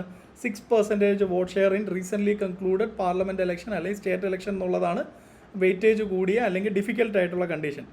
താരതമ്യേന ഈസി ആയിട്ടുള്ള ഒരു കണ്ടീഷൻ എന്താണ്? രാജ്യത്ത് നടന്നിട്ടുള്ള ലാസ്റ്റ് പൊതു തെരഞ്ഞെടുപ്പിൽ പാർലമെൻറ്റിലേക്ക് നടന്നിട്ടുള്ളതിൽ മിനിമം 4 ലോക്സഭാ സീറ്റ്. ഓക്കെ, ഇങ്ങനെ 2 കണ്ടീഷൻ ഇലക്ഷൻ പെർഫോമൻസിൽ ഉണ്ടെങ്കിൽ അത് നാഷണൽ പാർട്ടിയാണ്. ഓക്കെ, ഇതിൻ്റെ അർത്ഥം എന്താണ്? Vote share plus seat requirement രണ്ടും വേണ്ടി വന്നല്ലോ. അപ്പോൾ ഒന്നാമത്തെ കണ്ടീഷനിൽ 2ഉം വരുന്നുണ്ട്, വോട്ട് ഷെയറും ഉണ്ട്, സീറ്റ് റിക്വയർമെൻറ്റും ഉണ്ട്. അപ്പോൾ സെക്യൂറിങ് 6 മിനിമം 6 അല്ലെങ്കിൽ 6 വോട്ട് ഇൻ 4 സ്റ്റേറ്റ് എന്ന് വെച്ച് കഴിഞ്ഞാൽ എന്താണ്? അവിടെ ആ കക്ഷിക്ക് ആ പാർട്ടിക്ക് ഒരു മിനിമം പബ്ലിക് സപ്പോർട്ട് ഉണ്ട്, അല്ലെങ്കിൽ സിഗ്നിഫിക്കൻ്റ് ത്രഷോൾഡ് ഉണ്ട്, which filters out minor party. ഇത് മൈനർ പാർട്ടി അല്ല എന്നുള്ളതിൻ്റെ സുവ്യക്തമായ തെളിവാണ്. എന്താണ്? സുവ്യക്തമായ തെളിവാണ്. Applying this across 4 different state shows the party has geographical spread. എന്താണ്? 4 ഡിഫറെൻറ്റ് സ്റ്റേറ്റിലാണ് ഈ 6% വോട്ട് ഷെയർ എന്നുള്ളത്. എന്താണ്? സിഗ്നിഫിക്കൻ്റ് ആയിട്ടുള്ള അതിൻ്റെ ഒരു ജോഗ്രഫിക്കൽ സ്പ്രെഡ്. ഒരു പാർട്ടി തമിഴ്നാട്ടിലും കേരളത്തിലും ആന്ധ്രയിലും കർണാടകയിലും 6% വോട്ട് നേടിയെന്ന് വെച്ച് കഴിഞ്ഞാൽ സൗത്ത് ഇന്ത്യ അത്രയും ഭാഗത്ത് അതിന് ജോഗ്രഫിക്കൽ സ്പ്രെഡ് ഉണ്ടെന്നല്ലേ അതിൻ്റെ അർത്ഥം അല്ലേ? ഞാൻ പറയുകയാണ്, നിങ്ങൾ ഇമാജിൻ ചെയ്യും. The additional requirement of 4 MPs ensure that the party has parliamentary strength. അവർക്ക് പാർലമെൻറ്റിലും ആളില്ലാ പാർട്ടിയല്ല, ലോക്സഭയിൽ 4 ആൾക്കാരുണ്ട്. ഓക്കെ, ഈ 6% വോട്ട് ഷെയർ പറയുന്നതിൽ സംസ്ഥാനങ്ങളിൽ അവിടെ സീറ്റ് നേടണമെന്നൊന്നുള്ള കണ്ടീഷൻ പറയുന്നില്ല. 6% വോട്ടുണ്ടായാൽ മതി. ഇപ്പോൾ ബി ജെ പിക്ക് ലാസ്റ്റ് നടന്ന തെരഞ്ഞെടുപ്പിൽ നിയമസഭാ തെരഞ്ഞെടുപ്പിൽ നിങ്ങൾ നോക്കേ, ഞാൻ ഒരു ഉദാഹരണം കാണിച്ചു തരാം. ഇതാണ് ഇലക്ഷൻ കമ്മീഷൻ പബ്ലിഷ് ചെയ്തത്. ലാസ്റ്റ് നടന്ന 2021 നടന്ന കേരളത്തിൽ നടന്ന പൊതു തെരഞ്ഞെടുപ്പിൽ ബി ജെ പിക്ക് 11% വോട്ട് ഷെയർ ഉണ്ട്. 11% വോട്ട് ഷെയർ ഉണ്ട്. പക്ഷേ 0 സീറ്റാണ്. ഒരു സീറ്റ് പോലും കിട്ടിയിട്ടില്ല. ഓക്കെ, ഒരു സീറ്റ് പോലും കിട്ടിയിട്ടില്ല. ഇനി അതുപോലെ തന്നെ ഇന്ത്യൻ യൂണിയൻ മുസ്ലിം ലീഗിന് 8.27% വോട്ടേ ഉള്ളൂ. ബി ജെ പിയെക്കാളും വോട്ട് ഷെയർ അവർക്ക് കുറവാണ്. പക്ഷേ എനിക്ക് തോന്നുന്നു അവർക്ക് 5+ സീറ്റ്സ് ഉണ്ട്, 5-ലധികം സീറ്റുണ്ട്. അപ്പോൾ നിങ്ങളൊന്ന് നോക്കി, ഇതാണ് പ്രൊപ്പോർഷണൽ റെപ്രസെൻറ്റേഷൻ. വോട്ട് ഷെയറും സീറ്റുമായിട്ട് എന്തെങ്കിലും ബന്ധമുണ്ടോ? ഒന്നുമില്ല. ബി ജെ പിയെക്കാളും വോട്ട് ഷെയർ കുറഞ്ഞ മുസ്ലിം ലീഗിന് 5-ലധികം സീറ്റുണ്ട്. ബി ജെ പി എന്ന് പറയുന്ന പാർട്ടിക്ക് എന്താണ്? ബി ജെ പി എന്ന് പറയുന്ന പാർട്ടിക്ക് ഈ പറയുന്നത് പോലെ 0 സീറ്റാണ് കേരളത്തിലുള്ളത് നിയമസഭയിൽ. ഓക്കെ, സോ ഇങ്ങനെയാണത് പോകുന്നത്. അപ്പം 6% വോട്ട് ഷെയർ ഉണ്ടാവണമെന്നേ പറയുന്നുള്ളൂ ഒന്നാമത്തെ കണ്ടീഷനിൽ ദേശീയ പാർട്ടി ആവാൻ. നെസസറിലി എന്ത് വേണമെന്ന് പറയുന്നില്ല, സീറ്റ് നേടണമെന്നൊന്നും പറയുന്നില്ല. അത് വളരെ വ്യക്തമായിട്ട് നിങ്ങൾ ഓർത്തിരുന്നോണം. ഓക്കെ, ആ കണ്ടീഷൻ. ഇനി അടുത്തത്,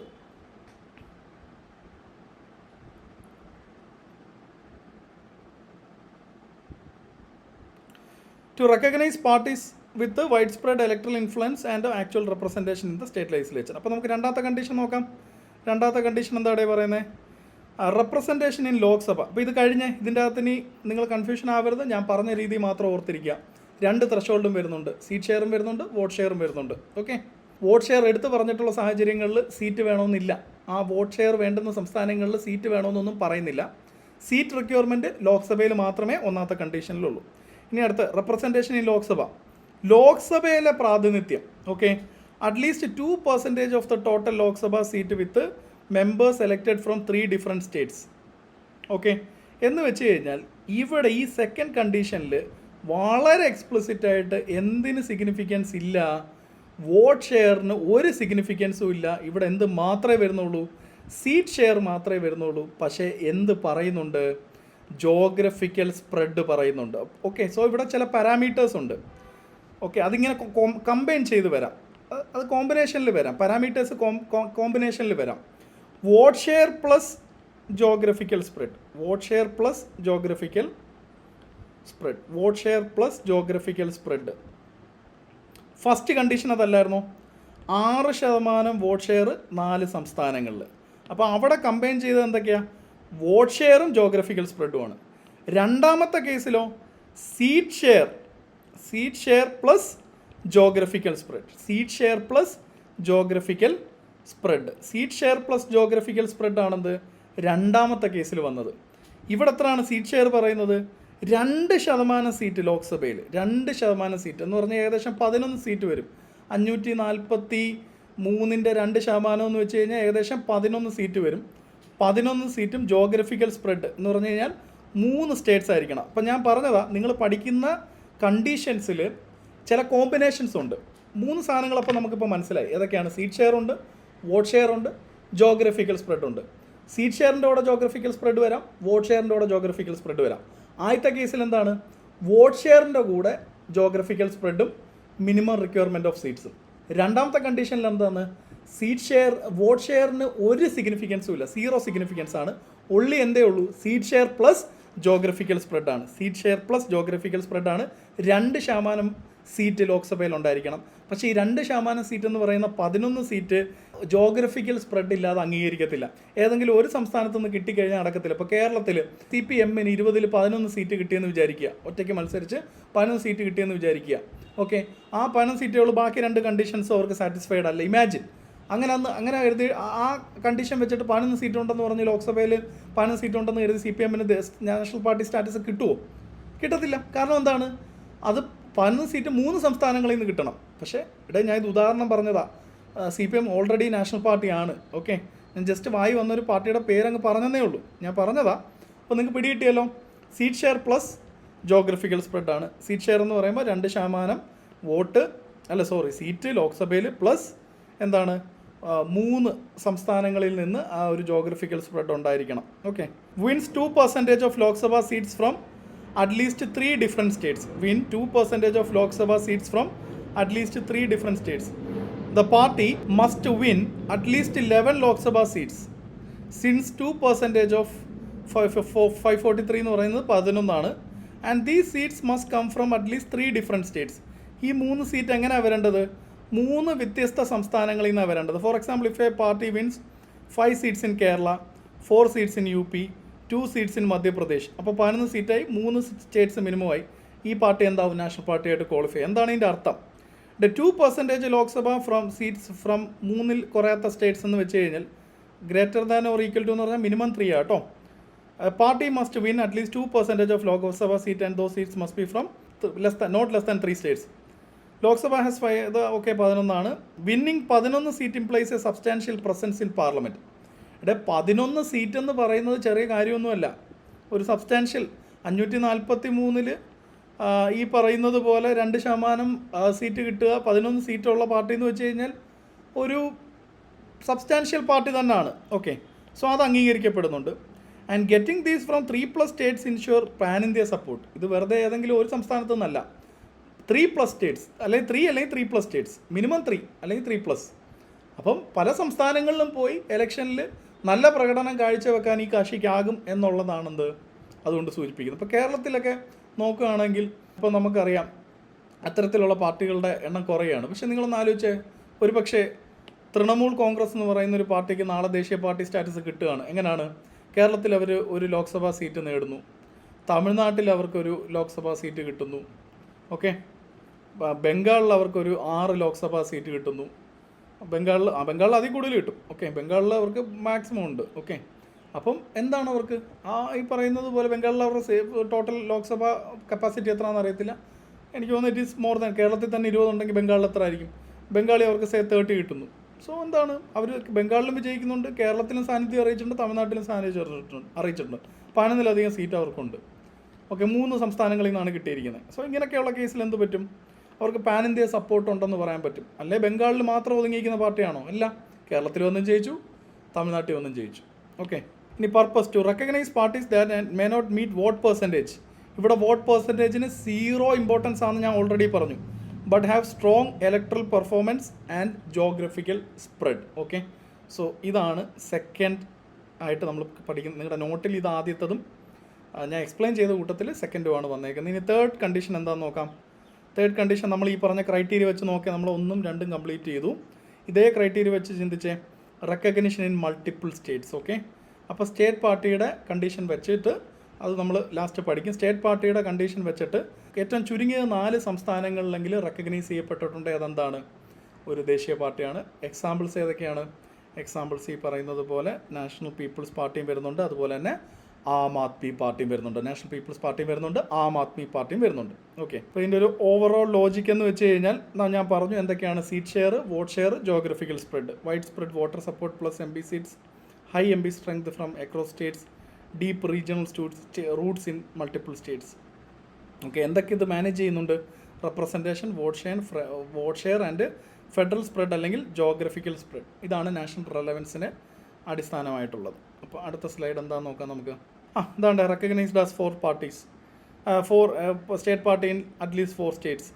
ഇപ്പോൾ ഒരു പാർട്ടി ബംഗാളിലും ബീഹാറിലും ജാർഖണ്ഡിലും ത്രിപുരയിലും എന്താണ് സ്റ്റേറ്റ് പാർട്ടിയായിട്ട് റെക്കഗ്നൈസ് ചെയ്യപ്പെട്ടിട്ടുണ്ടെങ്കിൽ അതെന്താണ്? ഒരു നാഷണൽ പാർട്ടിയാണ്. ഉദാഹരണം നാഷണൽ പീപ്പിൾസ് പാർട്ടി. അതിൻ്റെ കേസ് ഇവിടെ ഞാൻ എടുത്ത് പറയുന്നുണ്ട്. ഇത് നിങ്ങൾ വായിച്ച് നോക്കിയാൽ മതി. സ്റ്റേറ്റ് പാർട്ടിയുടെ കണ്ടീഷനാണ് അവിടെ അവർ പറയുന്നത്. അതിലോട്ട് നമുക്ക് ഡീറ്റെയിൽഡായിട്ട് പോകാം.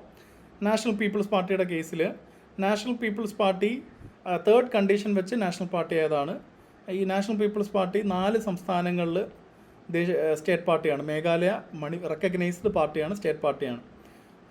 Meghalaya, Manipur, Arunachal Pradesh and Nagaland. Okay, and by being recognised as state party in 4 states, NPP fulfilled the condition and was granted status of national party by the Election Commission of India.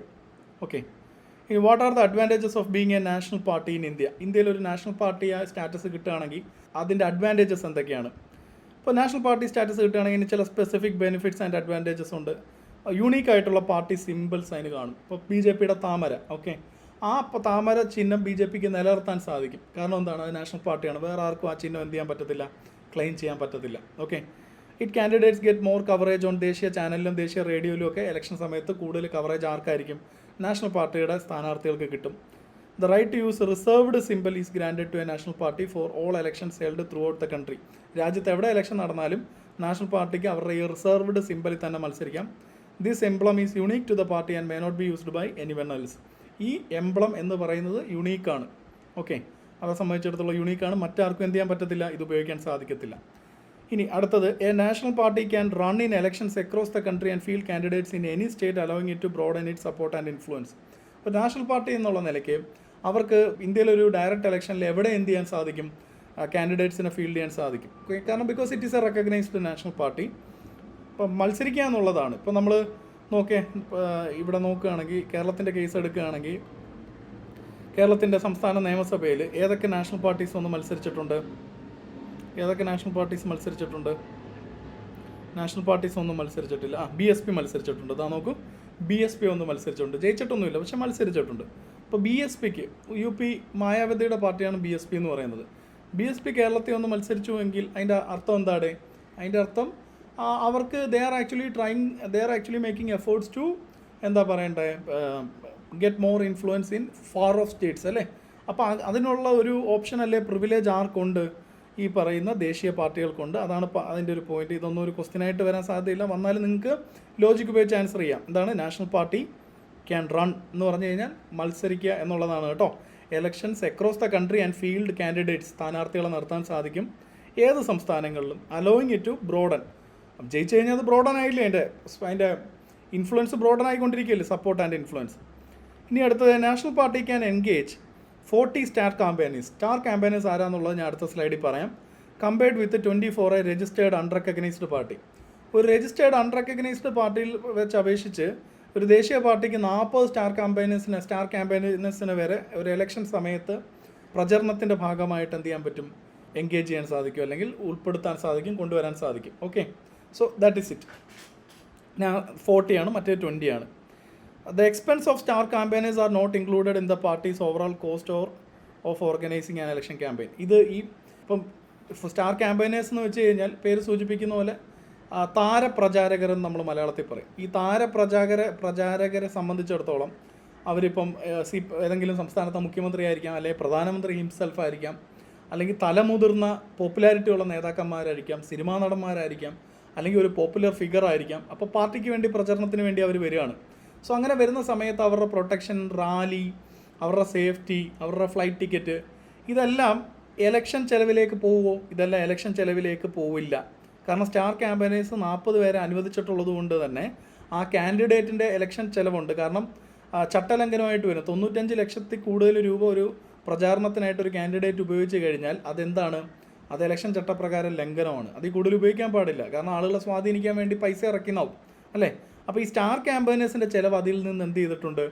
Exempt ചെയ്തിട്ടുണ്ട്, ഒഴിവാക്കിയിട്ടുണ്ട്. The expenses of star campaigners are not included in the parties overall cost of organising an election campaign. ഒരു election ക്യാമ്പയിനിൽ പാർട്ടിയുടെ overall cost അല്ലെങ്കിൽ കാൻഡിഡേറ്റ്സിൻ്റെ individual spending ലിമിറ്റിൻ്റെ പരിധിയിൽ നിന്ന് എന്തിനെ ഒഴിവാക്കിയിട്ടുണ്ട്? എക്സ്പെൻസ് ഓഫ് സ്റ്റാർ ക്യാമ്പയിനേഴ്സിൻ്റെ എക്സ്പെൻസിനെ ഒഴിവാക്കിയിട്ടുണ്ട്. ഇതൊരു പ്രിവിലേജാണ്. A party having national status receive land from government to build its headquarters. National status ഉള്ള ഒരു പാർട്ടിക്ക് ഒരുപക്ഷെ എന്ത് ലഭിക്കാറുണ്ട്? ഗവൺമെൻറ്റിൽ നിന്ന് ഭൂമി ലഭിക്കാറുണ്ട് അതിന് ആസ്ഥാനങ്ങൾ പണിയുന്നതിന് വേണ്ടി. ഇനി national parties must have only one proposer in order to submit a nomination. Nomination കൊടുക്കുമ്പം ഏത് കോൺസ്റ്റിറ്റ്യുവൻസിയിൽ നിന്നാണോ നോമിനേഷൻ കൊടുക്കുന്നത് അവിടുന്ന് ഒരു പ്രൊപ്പോസർ വേണം. ഒരാൾ നാമനിർദ്ദേശം ചെയ്യണം. ആ ഇലക്ട്രൽ റോളിലുള്ള ആ കോൺസ്റ്റിറ്റ്യുവൻസിയിലുള്ള ഒരാൾ നാമനിർദ്ദേശം ചെയ്യണം. ഓക്കെ, ഇത് ഒന്നെന്നുള്ള കണക്ക് ആർക്ക് മാത്രമാണ് ബാധകം? നാഷണൽ പാർട്ടിക്കേ ഉള്ളൂ. ഇല്ലെങ്കിൽ നാഷണൽ പാർട്ടി അല്ല, റെക്കഗ്നൈസ്ഡ് പാർട്ടി അല്ല എന്നുണ്ടെങ്കിൽ 10 പേര് പ്രപ്പോസ് ചെയ്യേണ്ടി വരും. ഒരു സ്ഥാനാർത്ഥിയെ 10 പേര് പിന്താങ്ങേണ്ടി വരും. ഇവിടെ ഒരാൾ മതി. അതാണ് നാഷണൽ പാർട്ടി ആവുന്നത് കൊണ്ടുള്ള നേട്ടം. ഒരാൾ ആ കോൺസ്റ്റിറ്റ്യുവൻസിയിൽ നിന്ന് ഒരാൾ പിന്താങ്ങിയാൽ മതി. Okay. And during the roll revision, അതായത് ഇലക്ട്രൽ റോൾ പരിഷ്കരിക്കാറുണ്ടല്ലോ, ആളുകളെ കൂട്ടിച്ചേർക്കാറുണ്ട്, മരിച്ചുപോയവർ ഒഴിവാക്കാറുണ്ട്. അപ്പം ഈ നാഷണൽ പാർട്ടീസിന് എന്ത് കിട്ടാറുണ്ട്? 2 ഫ്രീ റോള് കിട്ടാറുണ്ട്. 2 free set of electoral rolls കിട്ടാറുണ്ട്. ഇനി അവരുടെ കാൻഡിഡേറ്റ്സിന് ജനറൽ ഇലക്ഷൻ സമയത്ത് ഒരു റോളും കൊടുക്കാറുണ്ട്. ആ കോൺസ്റ്റിറ്റ്യുവൻസിയായിട്ട് ബന്ധപ്പെട്ട ഒരു റോള് കൊടുക്കാറുണ്ട്. ഓക്കെ, ഇത് സംസ്ഥാനം മൊത്തമുള്ള അല്ലെങ്കിൽ നാഷണൽ ലെവലിലുള്ള പുതിയ ഇലക്ട്രൽ റോളിൻ്റെ ആക്സസ് ആണ് പറയുന്നത്. ഇപ്പോൾ ഫ്രീ ഓഫ് കോസ്റ്റിൽ ആർക്ക് കിട്ടും? നാഷണൽ പാർട്ടീസിന് ഇലക്ട്രൽ റോൾസ് കിട്ടും. ആരാണ് സ്റ്റാർ ക്യാമ്പയിനർ? ഒരു സെലിബ്രിറ്റി ലീഡറാണ്. ഇപ്പോൾ രാഹുൽ ഗാന്ധി, നരേന്ദ്രമോദി, ഇവരൊക്കെ എന്താണ്? സെലിബ്രിറ്റി ലീഡേഴ്സാണ്. സ്റ്റാലിൻ, പിണറായി വിജയൻ, ഇവരൊക്കെ എന്താണ്? സ്റ്റാർ ക്യാമ്പയിനേഴ്സാണ്. അപ്പം ഇവിടെ ഈ കേരളത്തിൽ CPM മത്സരിക്കുന്ന സമയത്ത് ഒരു CPM നേതാവിൻ്റെ അല്ലെങ്കിൽ ഇടതുപക്ഷ LDF മുന്നണിയുടെ ഭാഗമായിട്ട് മത്സരിക്കുന്നൊരു സ്ഥാനാർത്ഥിയെ സംബന്ധിച്ചിടത്തോളം അയാളുടെ മണ്ഡലത്തിൽ പ്രചാരണത്തിന്, ഞാൻ സ്റ്റേറ്റ് പാർട്ടിയുടെ കോണ്ടെക്സ്റ്റിലാണ് പറയുന്നത്, പിണറായി വിജയൻ നേരിട്ട് വരിക എന്ന് പറഞ്ഞാൽ അത് അയാൾക്ക് കിട്ടുന്നൊരു മോറൽ ബൂസ്റ്റ് ചില്ലറയല്ല. അത്രയും ജനങ്ങളെ ആ ക്യാമ്പയിനിലേക്ക് മൊബിലൈസ് ചെയ്യാൻ പറ്റും അല്ലേ? ഇപ്പോൾ പ്രധാനമന്ത്രി മോദി കേരളത്തിൽ മത്സരിക്കുന്ന BJP കാൻഡിഡേറ്റ്സിൻ്റെ പ്രചരണാർത്ഥം as A star campaigner Narendra Modi എത്തുകയാണ് ലോക്സഭാ തെരഞ്ഞെടുപ്പിൽ. സ്റ്റാർ ക്യാമ്പയിനർ എന്നുള്ള നിലയ്ക്ക് രാജ്യത്തിൻ്റെ പ്രധാനമന്ത്രിയാണ്, ഏറ്റവും സുരക്ഷയുള്ള മനുഷ്യനാണ്. അപ്പോൾ ആ സുരക്ഷാ എക്സ്പെൻസും കാര്യങ്ങളും അദ്ദേഹത്തിൻ്റെ ഫ്ലൈറ്റ് അല്ലെങ്കിൽ അദ്ദേഹത്തിൻ്റെ ചിലവ് ഒന്നും ഇലക്ഷൻ്റെ സമയത്ത് ഇമ്പാർഷ്യലായിരിക്കണമല്ലോ. അയാളൊരു ക്യാമ്പയിനറായിട്ടാണ് വരുന്നത്. BJPയെ പ്രോത്സാഹിപ്പിക്കുന്നതിന് വേണ്ടി തന്നെയാണ് വരുന്നത്.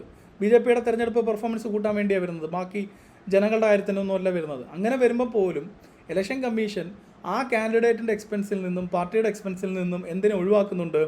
ഈ പറഞ്ഞ സ്റ്റാർ ക്യാമ്പയിനറുടെ ചിലവ് ഒഴിവാക്കുന്നുണ്ട്. അത് അലൗഡാണ്. ഓക്കെ, അവർക്ക് അത്തരത്തിലുള്ള താരപ്രചാരകരെ എന്ത് ചെയ്യാം? ഇറക്കി തെരഞ്ഞെടുപ്പിൻ്റെ തെരഞ്ഞെടുപ്പ് പ്രചരണങ്ങൾ കൊഴുപ്പിക്കാം. ഇതിൻ്റെ ഭാഗമായിട്ട് ഇപ്പോൾ മോദി വരുന്നുണ്ടെന്ന് കേട്ട് കഴിഞ്ഞാൽ തീർച്ചയായിട്ടും സ്ഥാനാർത്ഥി ഒറ്റയ്ക്ക് പ്രചരണം നടത്തുന്നതിനേക്കാളും പുഷ് അവിടെ ഉണ്ടാവത്തില്ലേ? കാരണം മോദിയെ കാണാൻ വേണ്ടി ജനം കൂടും. ഓക്കെ, അങ്ങനെ വരുമ്പോൾ ഒരുപക്ഷെ ആ സ്ഥാനാർത്ഥി എന്താണെന്ന് കൂടുതൽ മനസ്സിലാക്കാനുള്ളൊരു സാഹചര്യം ആ ക്യാമ്പയിൻ്റെ അകത്ത് അവർ വളരെ എവിഡൻ്റായിട്ട് ഡിലിജൻ്റായിട്ട് പ്ലേസ് ചെയ്യും. അയാൾക്ക് സംസാരിക്കാനുള്ളൊരു അവസരം കൊടുക്കും. ഒരു പക്ഷേ അയാൾ അൺറെക്കഗ്നൈസ്ഡ് ആയിട്ടൊരു വ്യക്തിത്വമാണ് എങ്കിൽ ആ ഒരു പ്രചരണ വേളയ്ക്കിടയിൽ മോദിയുടെ വാക്കും അദ്ദേഹത്തിൻ്റെ ഒരു സ്കില്ലും വിസ്ഡവും ഒക്കെ കാണുമ്പം ഒരു 10 പേര് മാറി ചിന്തിച്ചാൽ 10 വോട്ടല്ലേ മാറുന്നത്. സോ ഇതാണ് സ്റ്റാർ ക്യാമ്പയിനേഴ്സിനെ കൊണ്ട് ഉദ്ദേശിക്കുന്നത്. സെലിബ്രിറ്റി ലീഡർ ആവാം, പ്രോമിനൻറ്റ് ഫിഗർ ആവാം, ഒരു വെൽ നോൺ ഫേസ് ആവാം, സിനിമാ നടനാവാം, ക്രിക്കറ്റ് കളിക്കാരനാവാം, ആരും ആവാം. അപ്പം പ്രധാനമന്ത്രി, CM, party president, actors, public figures must be notified to the election commission in advance. ഇത്രയാണ് ഇന്ന ആൾക്കാരാണ് നമ്മുടെ സ്റ്റാർ ക്യാമ്പയിനേഴ്സ് എന്നുള്ളത്. നാഷണൽ പാർട്ടീസും റെക്കഗ്നൈസ്ഡ് പാർട്ടീസും ഒക്കെ എന്ത് ചെയ്യണം? രജിസ്റ്റേർഡ് പാർട്ടീസും ഒക്കെ എന്ത് ചെയ്യണം? ഇലക്ഷൻ കമ്മീഷൻ്റെ മുൻകൂട്ടി തന്നെ എന്ത് ചെയ്യണം? അഡ്വാൻസ് ആയിട്ട് തന്നെ നോട്ടിഫൈ ചെയ്ത് കൊടുത്തിരിക്കണം.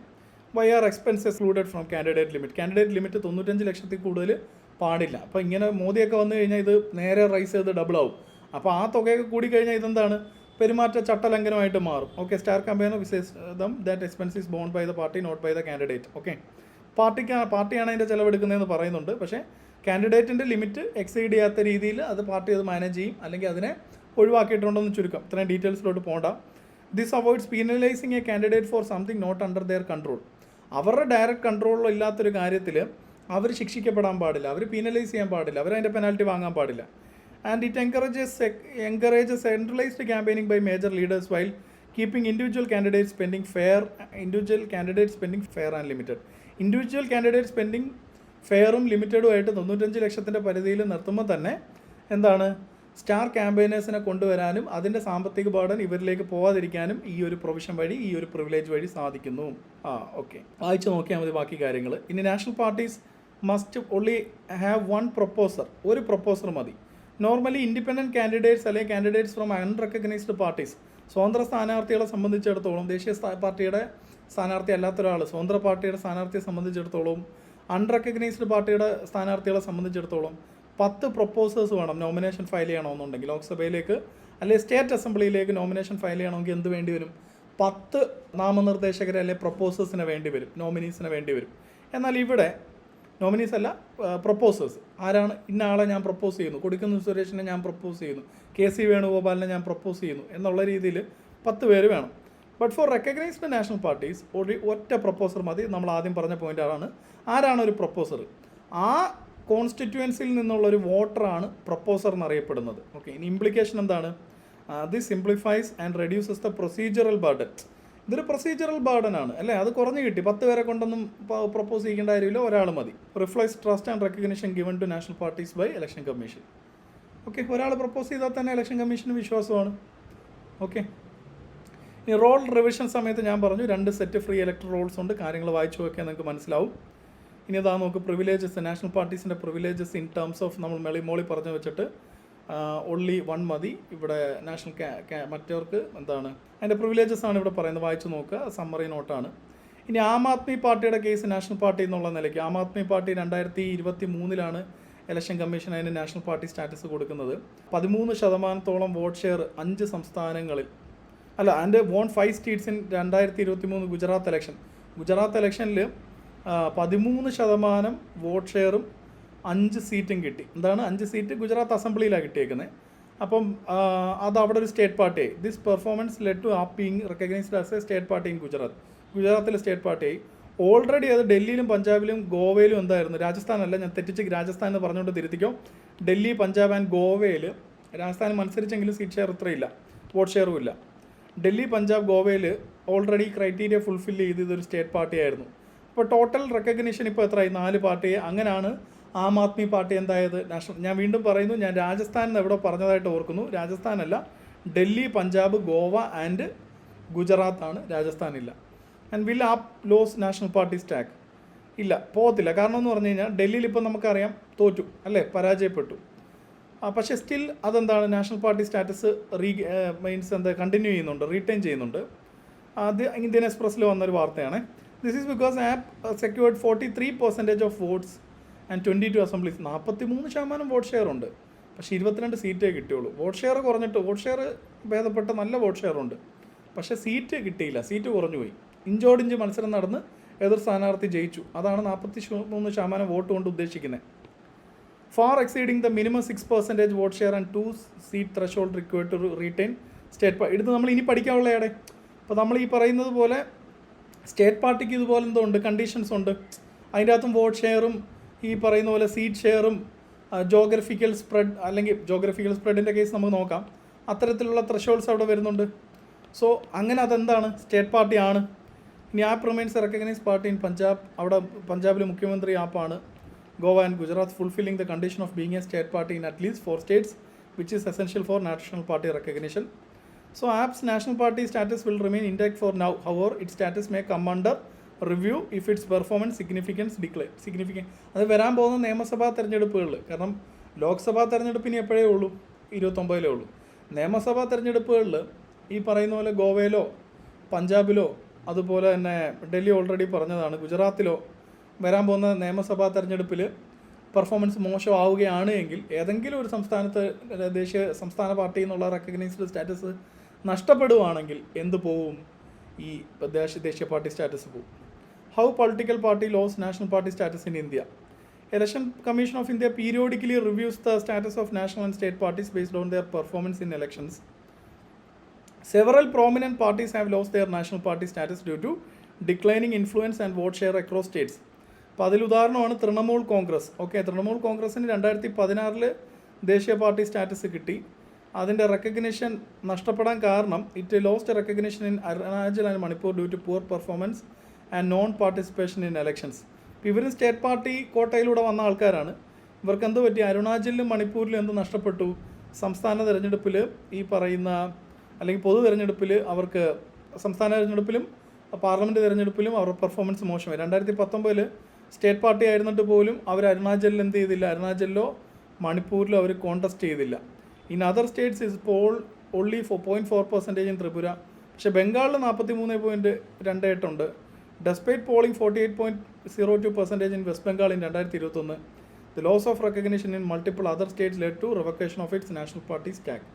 അപ്പോൾ അവരത് എക്സ്പെക്ട് ചെയ്തതാണ്. അവർക്ക് വോട്ട് ഷെയർ ഉണ്ടായിരുന്ന അല്ലെങ്കിൽ അവർക്ക് സീറ്റ് ഷെയർ ഉണ്ടായിരുന്ന അരുണാചലിലോ മണിപ്പൂരിലോ അവർ മത്സരിക്കാതിരുന്നത് വഴിയും ത്രിപുരയിലെ വോട്ട് ഷെയർ കുറഞ്ഞു പോയത് വഴിയും എന്ത് നഷ്ടപ്പെട്ടു? അവർക്ക് ഈ 4 സംസ്ഥാനങ്ങളിലെങ്കിലും സ്റ്റേറ്റ് പാർട്ടി ആയിരിക്കണമെന്നുള്ള കണ്ടീഷൻ അവർക്ക് സാറ്റിസ്ഫൈ ചെയ്യാൻ സാധിച്ചില്ല. അങ്ങനെ തൃണമൂൽ കോൺഗ്രസ്, മമതാ ബാനർജിയുടെ തൃണമൂൽ കോൺഗ്രസ് ഒരു സ്റ്റേറ്റ് പാർട്ടിയായിട്ട് മാത്രം എന്ത് ചെയ്തിരിക്കുകയാണ്? ഇപ്പോൾ ഒതുങ്ങിയിരിക്കുകയാണ്, ദേശീയ പാർട്ടിയല്ല. അതുപോലെ NCP, ശരത് പവാറിൻ്റെ NCP 99 വന്നു, 2000 തന്നെ ദേശീയ പാർട്ടിയായി. It gained state party status in Maharashtra, Meghalaya, Manipur, Nagaland and ഇവിടെയും അവർ സാറ്റിസ്ഫൈ ചെയ്ത് സ്റ്റേറ്റ് പാർട്ടി സ്റ്റാറ്റസ് വെച്ചിട്ടാണ് ഇവർ നാഷണൽ പാർട്ടി ആയത്. Election commission found that it no longer met the criterion Meghalaya, Manipur and Arunachal Pradesh. ഇതിൽ നിന്ന് 3 സംസ്ഥാനങ്ങൾ പോയപ്പോൾ എന്ത് സംഭവിച്ചടേ? ആ എണ്ണം 4 താഴെ പോയി. അപ്പോൾ 17-18 അസംബ്ലി ഇലക്ഷനിൽ NCP polled 2.28 in Goa, 0.95 in Manipur, far below the 6% requirement to be recognised as a state party. അങ്ങനെയാണ് ഇവർക്ക് എന്ത് പോയത്? ഈ സ്റ്റാറ്റസ് പോയത്. എന്നിരുന്നാലും NCP മഹാരാഷ്ട്രയിൽ എന്താണ്? ഒരു സ്റ്റേറ്റ് പാർട്ടിയാണ്. 16.7% വോട്ടും സീറ്റും അതിന് ഏതാനും സീറ്റുകൾ അവർക്ക് അവിടെ ഉണ്ട്. ഈ പറയുന്നത് പോലെ മഹാരാഷ്ട്രയിലുണ്ട്.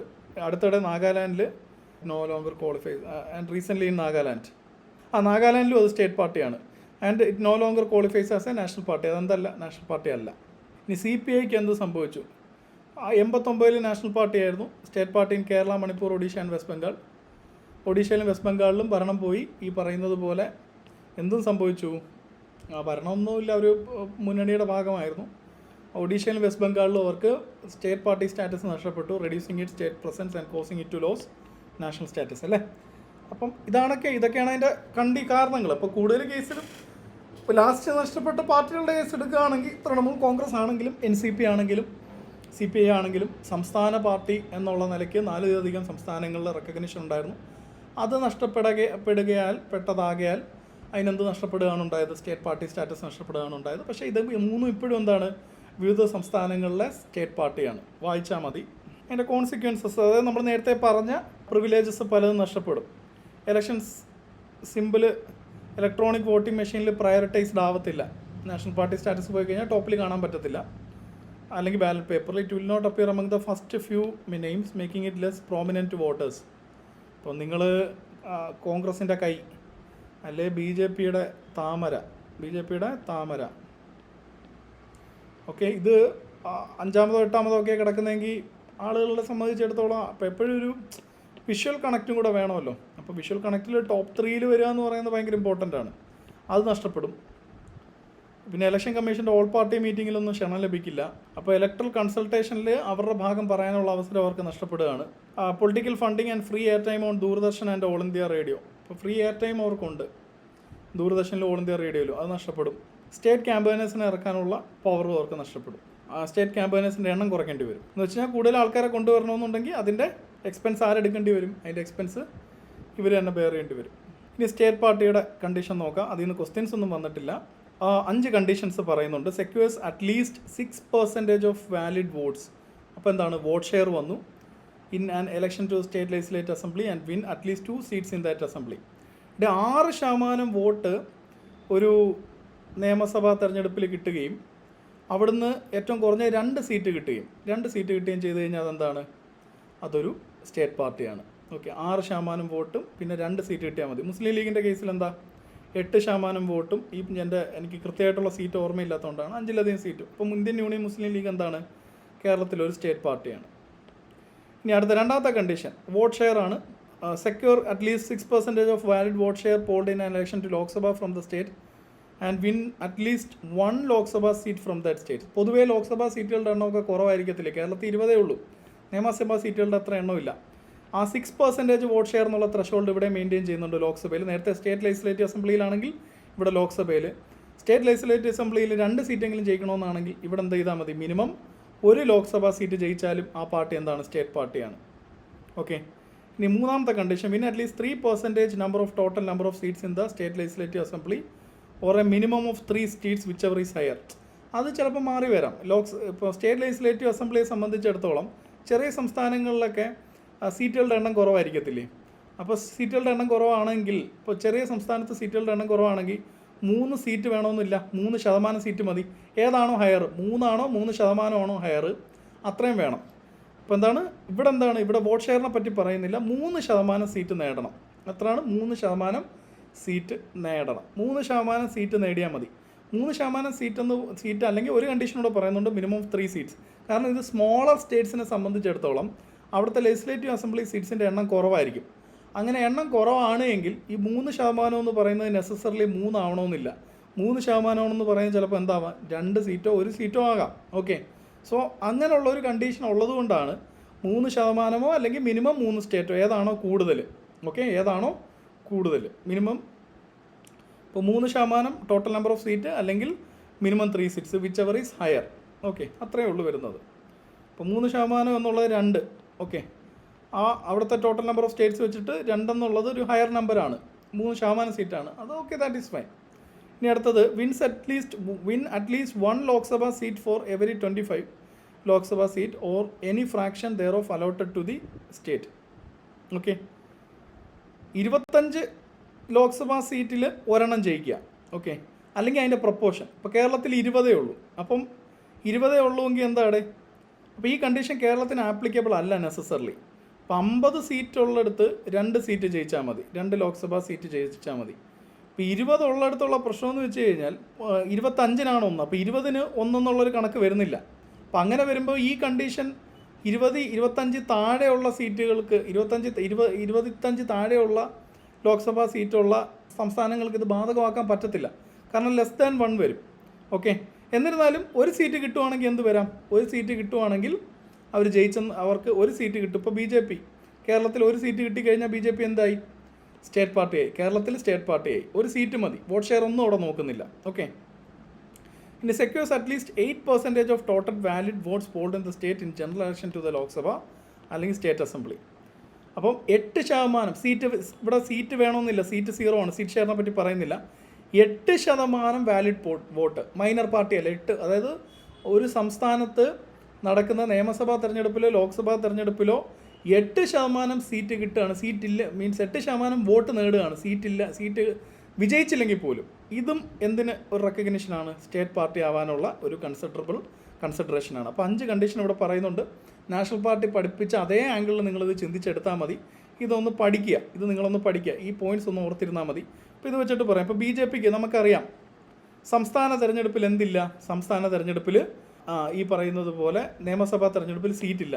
പക്ഷേ ത്രഷോൾഡ് 8% അല്ലേ, 11 സീറ്റുണ്ട്. സോ അതെന്താണ്, BJP സ്റ്റേറ്റ് പാർട്ടിയാണ്. ഇനി ആ 25 സീറ്റിൽ ഒന്നെങ്കിലും നേടുക എന്നുള്ളിടത്ത് 20-ൽ 1 ആ നിലയ്ക്ക് എന്താണ് അപ്പോൾ മൾട്ടിപ്പിൾ ക്രൈറ്റീരിയ വെച്ചിട്ട് BJP കേരളത്തിൽ എന്താണ്, ഒരു സ്റ്റേറ്റ് പാർട്ടിയാണ്. ഓക്കെ, BJP കേരളത്തിൽ എന്താണ്, ഒരു സ്റ്റേറ്റ് പാർട്ടിയാണ്. സ്റ്റേറ്റ് പാർട്ടിയുടെ പ്രിവിലേജസ് ഒന്നും പഠിക്കേണ്ട കാര്യമില്ല. ഇനിയിപ്പോൾ കറണ്ട് പൊളിറ്റിക്കൽ ക്ലാസിഫിക്കേഷൻ ഇന്ത്യ നോക്കുകയാണെങ്കിൽ 6 ദേശീയ പാർട്ടികൾ, 58 സ്റ്റേറ്റ് പാർട്ടീസ്, 2500-ലധികം അൺറെക്കഗ്നൈസ്ഡ് പാർട്ടീസ് ഇന്ത്യയിലുണ്ട്. ഓക്കെ, ഓരോ ക്വസ്റ്റ്യൻസ് ആയിട്ട് സോൾവ് ചെയ്യാം. ഒരു കക്ഷി നാഷണൽ പാർട്ടി ആവാനുള്ള കണ്ടീഷൻ എന്താണെന്നുള്ളതാണ്. ഫസ്റ്റ് സ്റ്റേറ്റ്മെൻറ്റ് നോക്കേ ABCD. It win at least 2% seats in house of people എന്ന് പറഞ്ഞ Lok Sabha and these members are elected from at least 3 different States. Okay, first statement ശരിയല്ലേ? ഫസ്റ്റ് സ്റ്റേറ്റ്മെൻറ്റ് ശരിയല്ലേ? 11 ലോക്സഭാ സീറ്റ് നേടണം. 11 ലോക്സഭാ സീറ്റ് നേടണം. അതെവിടെ നിന്നാണ് നേടേണ്ടത്? With a geographical spread. Geographical spread എന്ന് പറയുമ്പോൾ മിനിമം 3 സംസ്ഥാനങ്ങളിൽ നിന്ന് അല്ലേ?